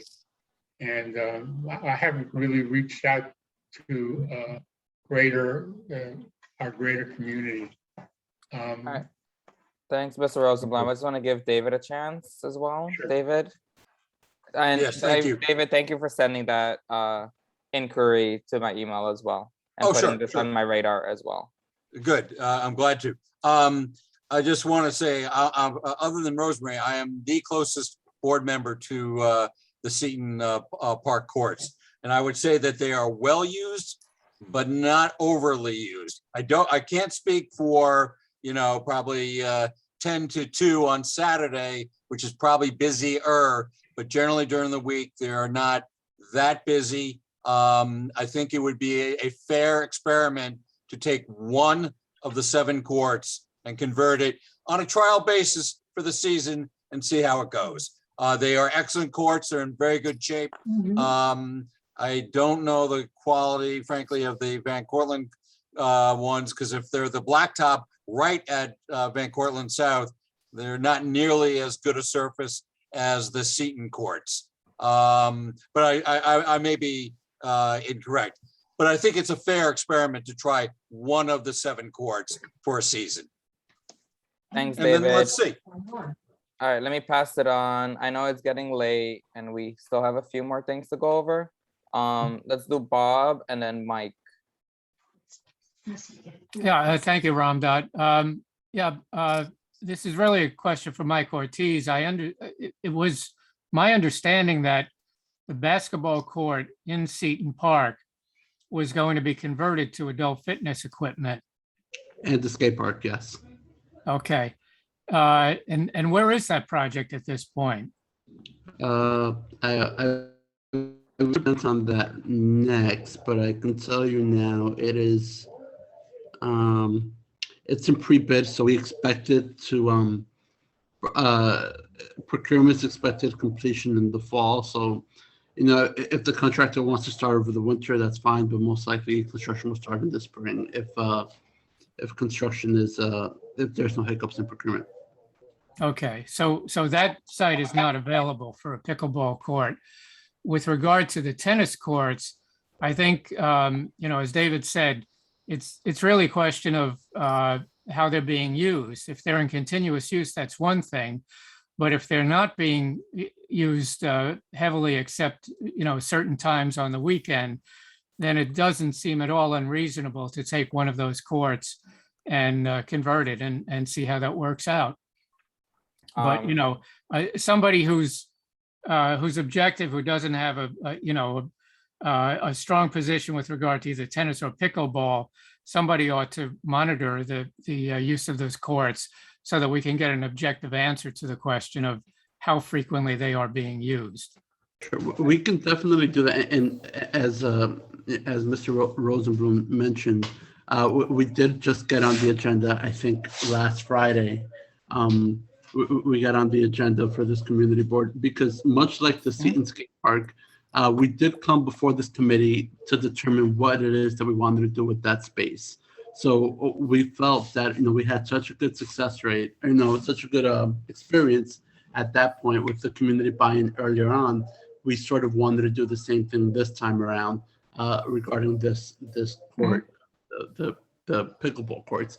But as Joe mentioned, they are very popular, and I wasn't able to get any tennis players who use the court to chime in now. I think what you guys are suggesting is a very fine idea. We're totally willing to do it if we have your buy-in. I just would perhaps ask Joe to keep an eye out, see how the courts are being used, and perhaps we can post up some signs and we can have a meeting. Perhaps, I don't know if you guys want to do it. I know that your June agenda is, I'm sure, going to take it's going to be pretty ridiculous, to say the least, because it's 10:05 and we're still here. So Yeah, that we can have a virtual meeting over the summer to discuss it further. And if there is buy-in, we have no problem converting them into pickleball. Just one clarification. We're just looking for one tennis court to work, because one tennis court, if done right, you can build four pickleball courts. And I don't mean building a new pavement. It's a matter of just painting the ground and putting in the poles and the nets. A tennis court is 60 by 120. A pickleball court regulation is 30 by 60. So, and I mean, as far as keeping an eye out, I mean, I'll gladly do it if you think I'm going to be biased, and I welcome you to get your own personnel. It's just that I walk there at least 4 or 5 times a day. Yeah. And, I also think it would be great if we can just invite some of the tennis players as well to discussion, because it would seem kind of one-sided to not have them involved as well. And by the way, every pickleball player is the next tennis player, as far as I know. But by the way, each of the 7 Seton courts is separated by a huge fence, so one would never interfere with the other. That is correct. That is correct. So I think, I agree with David and Bob Bender. I think, we should maybe do it as a trial and see. And then if the tennis courts become too overfilled or too overused, the ones that are remaining, then explore other options to creating a pickleball court in Seton Park permanently. We're new on the block. We're not asking you to do this tomorrow and, get the tennis down and the pickleball court. Like I said, I've been on the community boards, and I want it done fairly and done right. No, and we thank you, Mr. Rosenblum, for bringing this to our attention. Joe and Mike, how does that suggestion sound? Is it feasible?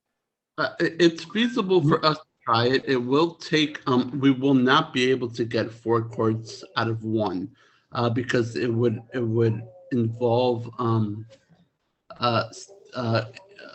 installing new posts, which will damage the surface if we want to convert it back to tennis courts, right?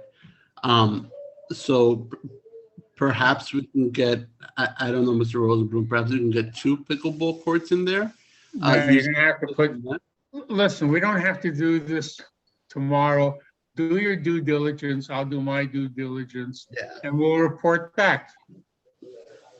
Sure, yeah.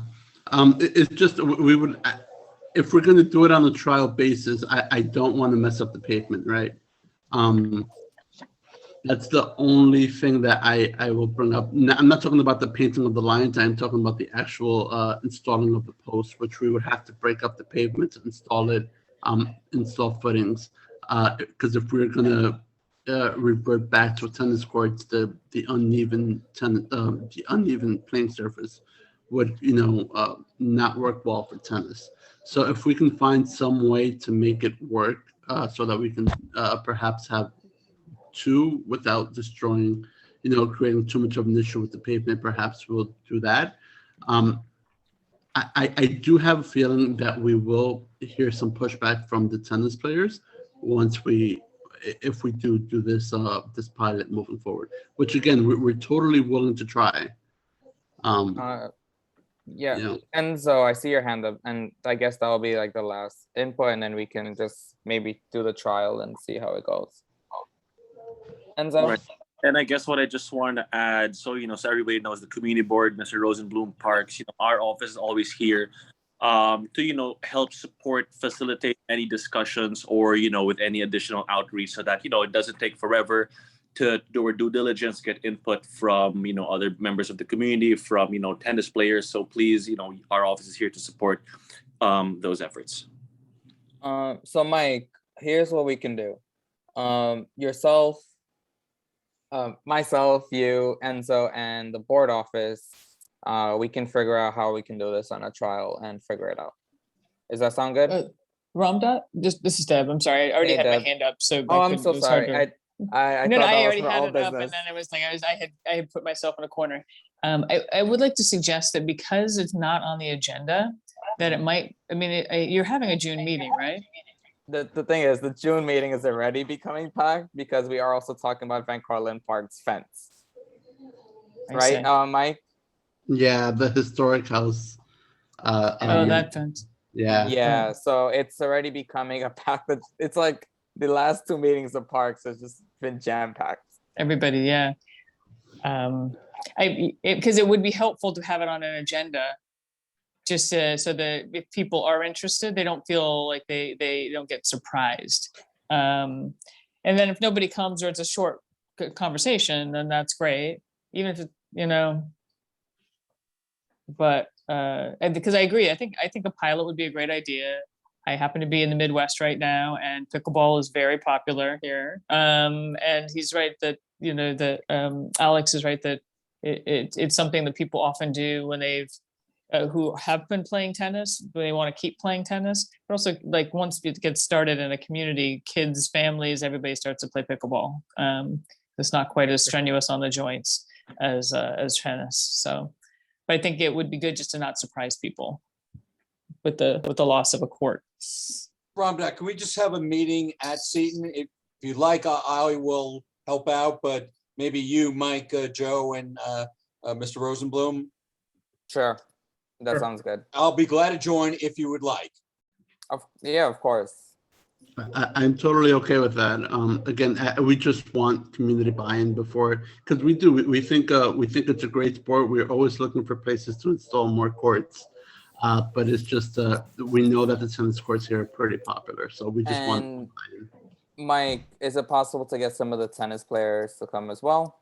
We can post up if we decide like a meeting time and location. We can post up flyers for a meeting. Yeah, we can talk about. I can give you a call this week sometime. Thank you. That's great. And Yeah. to schedule something, and then we can post it. Work with the board office to set it up. All right. Thank you very much, Mr. Rosenblum. Thank you for joining on such short notice. I did ask like very last minute to get on the agenda, so thank you for joining. And hopefully, Mr. Ortez, don't forget to bring your paddle. well, I actually do have one. I have one. I do play. It's a lot of fun. All right, amazing. Don't Thank you, leave yet, Mr. don't leave Rosenblum. yet. If you could take an inventory when you walk by each day. All right, great. Hey, Park this Bob year. Finuzzi, is there any new business on your end?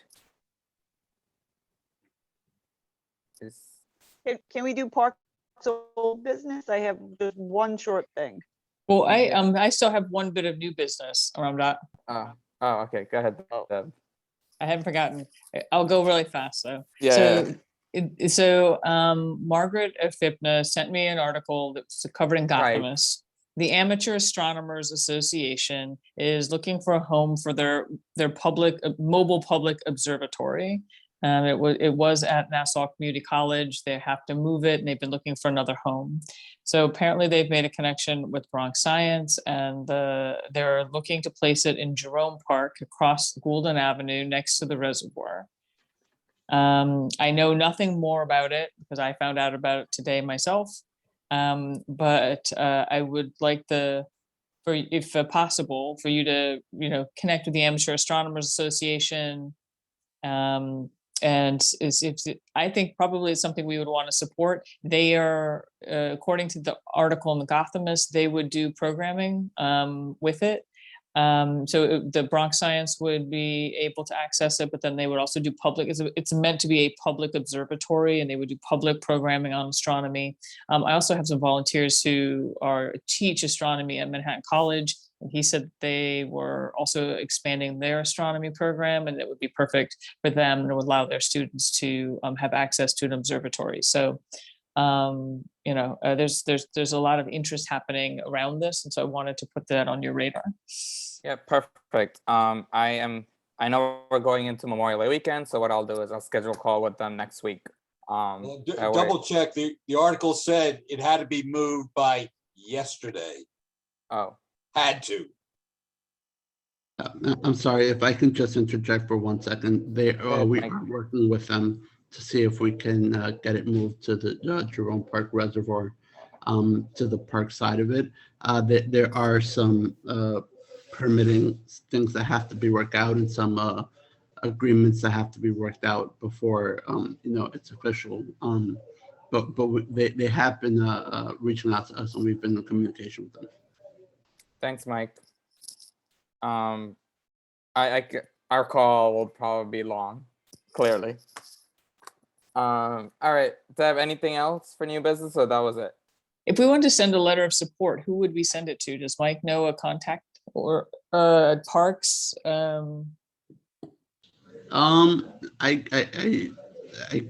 guess it would be to both to Parks and to them if you guys support it. So we were,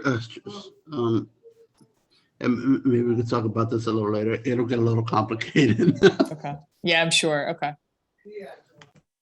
All right. I'll let it go tonight. We can table it for later for the contact. Yeah. Great. Bob Fanuzzi, any new business from ENS? June 1st, DEP is presenting its MS4 permit plan, and it's a huge thing that impacts all the water issues that people were talking about. It's a recording. It's being presented, will be recorded. It's really important for how the city purports to manage water coming into the city. MS4 comprises most of the sewer lines in our city. So a very important thing for changing how we manage water. I also got a congratulatory email from Department of Sanitation. And David, if you're still here, looks like one of the ENS capital requests has paid off over the years for the restoration of the 207th Street garage. And that is being funded. So I asked Sanitation whether we can officially retire that from our capital priority. And yes, we can. So it's just, and we were thanked for our championing of that restoration of that building. So good news. Bob, check it. I saw it in the office the other day. I could have sworn it was only about the roof. Well, that's all we asked for. Oh, Yeah. I thought the request was the computers and the phones and No. the GPS. No. Nope. Oh, well, congratulations. Thank you. All right, that's it from me. Good night, Amazing. everybody. Great. So this, I guess, the old business for Parks. Jody, do you want to go quickly, and then I'll give it back to Mike?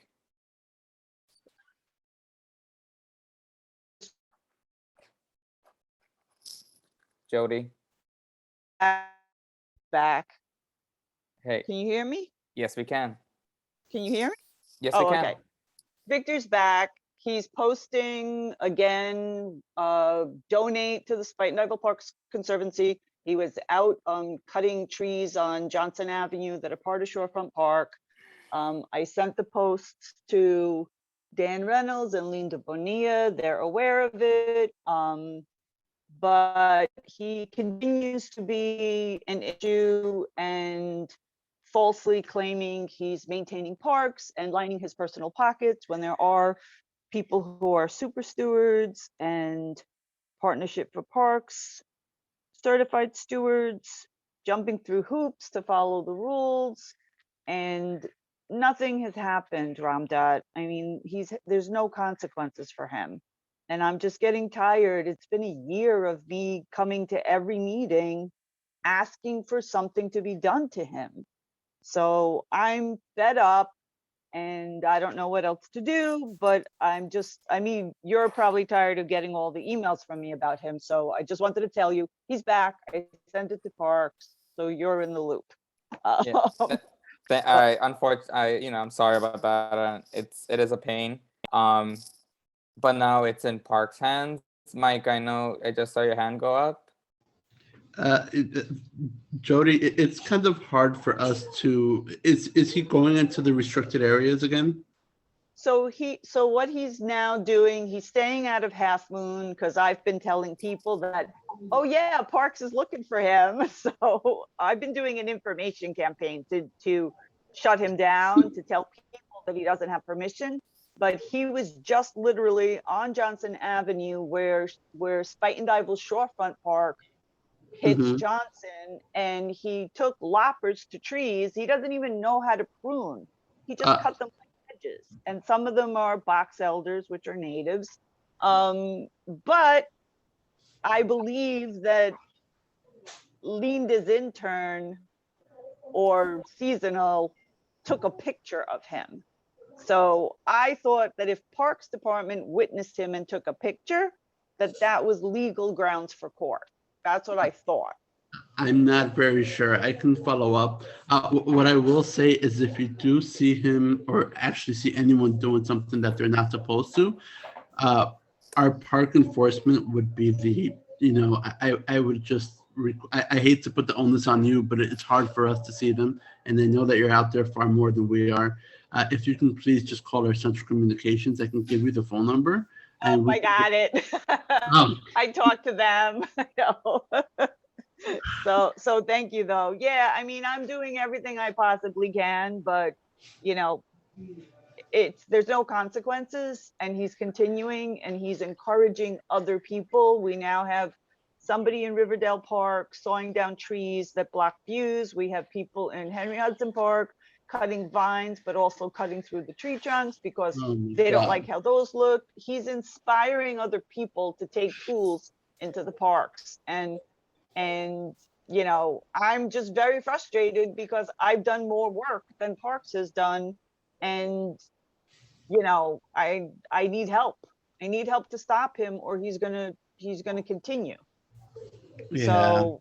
So if you come up with any things that you can't do because you're Parks Department, but I could do because I'm a citizen, please let me know.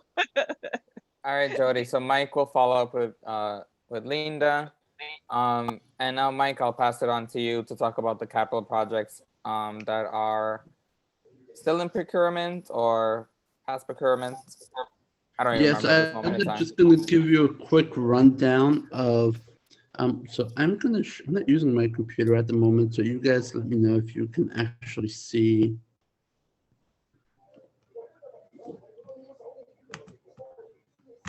Wait, if you're trying to share your screen, oh, there you go. There you Okay, go. sorry. I just allowed it. All right, can you guys see this? Yes, we can. You can see It's the Parks Bronx capital project status updates. Perfect. All right. So I'm just going to run through this list very quickly. I'll try to get us out of here by 10:30. I'm going to go in order of projects that were completed first to those and kind of work our way backwards. The project that was completed in October was the Van Cortlandt Park basketball courts on Broadway. The courts are open now. Thank you to Stephanie for keeping on top of this. But the courts are open now. There is a small little area that we have to repair. The contractor is aware, but we wanted to open it to the public before they did that. So it may have a closure for about a day just to repair one small little sunken area. The next couple of projects are actually on the other side of Van Cortlandt, but the Cortland's still CB8. So the Van Cortlandt Park Indian Field project, it actually was completed as of yesterday. So those three ball fields are now open. The Woodlawn Spray Shower and Woodlawn Playground, that's scheduled to be completed in September 2022. So this, by the end of the summer, hopefully it will be ready for use. We have a couple of projects in procurement. The first one is the Ewing Park Adult Fitness Equipment. We expect that to start construction in the fall. Then we have the 4-4 Comfort Station. We also anticipate that to start construction in the fall. And we have a couple of other two projects that are really one, which is the Van Cortlandt Park Greenhouse. The greenhouse is actually a back-of-house facility. I'm not sure if many of you have actually ever been there, but it's up Nursery Road on the Woodlawn side. near the Yonkers border, and that's where we grow a lot of our materials, our plant materials that we plant in the borough and also citywide. And it's in really rough shape, and we've been trying to get this project off the ground for some time, and we hope that procurement will be completed this fall. Next, we have the Woodlawn Playground Comfort Station. This project is hopefully we'll start construction either in the winter or early spring because procurement is scheduled completion at the end of this fall. Then we have the project that you all know very well, the Classic Playground Fitness Equipment. And that project is expected to have procurement completion scheduled for this fall. Yeah, sometimes if we have a good contractor and good weather, they will start in the fall, in the late fall or the winter. But we have been a lot of contractors and the agency as well sometimes pushes that off to the spring in order to not have a construction site just sit idle for the winter months. So that project is on track. The following project is also adult fitness, but the skate park, and I mentioned it earlier, the Seton Park adult fitness, the Seton Park one. And as I mentioned previously, we do expect that to be completed this fall, the procurement. As I mentioned with the previous project, if weather is good and the contractor wants to start, and we feel that the contractor is capable, we will. They can start over the winter. Otherwise, they'll probably start in the spring. Then we have a couple of projects in design. The first one is Strong Street Playground. We actually had to push the design completion for this one just by a couple of months, just because there were some extra site investigations that we had to do, but those are complete. So we do anticipate actually completing the design of that this month, I believe. And once the design is complete, it'll get transmitted into procurement, which takes about 9 to 12 months. Then we have, please forgive me, this project should not be on here. I thought I told someone to take it off. The Tibbetts Brook daylighting. You guys just had a presentation on that, and I don't think I need to go over it again. The next two projects actually. So the next project that's in design here is the Van Cortlandt Park House Museum fence. And as I mentioned, we're coming to you guys in June for a letter of support for the redesign, for the reconstruction of that fence. Then we have another project in design, which is the Ewan Park staircase reconstruction. And we're going to have a community input meeting for that scheduled pretty soon. And once I have that, I will send it out to the board and to everyone here. Hopefully you receive it so you can join that meeting as well. And then we have two projects here, Van Cortlandt Park Ballfield 1 and the Van Cortlandt Park Birding Bridge, which are underfunded at the moment. And the Van Cortlandt Park House Museum reconstruction, we plan to start design of that in the summer. I can send this to you tomorrow once I make some edits and PDF it.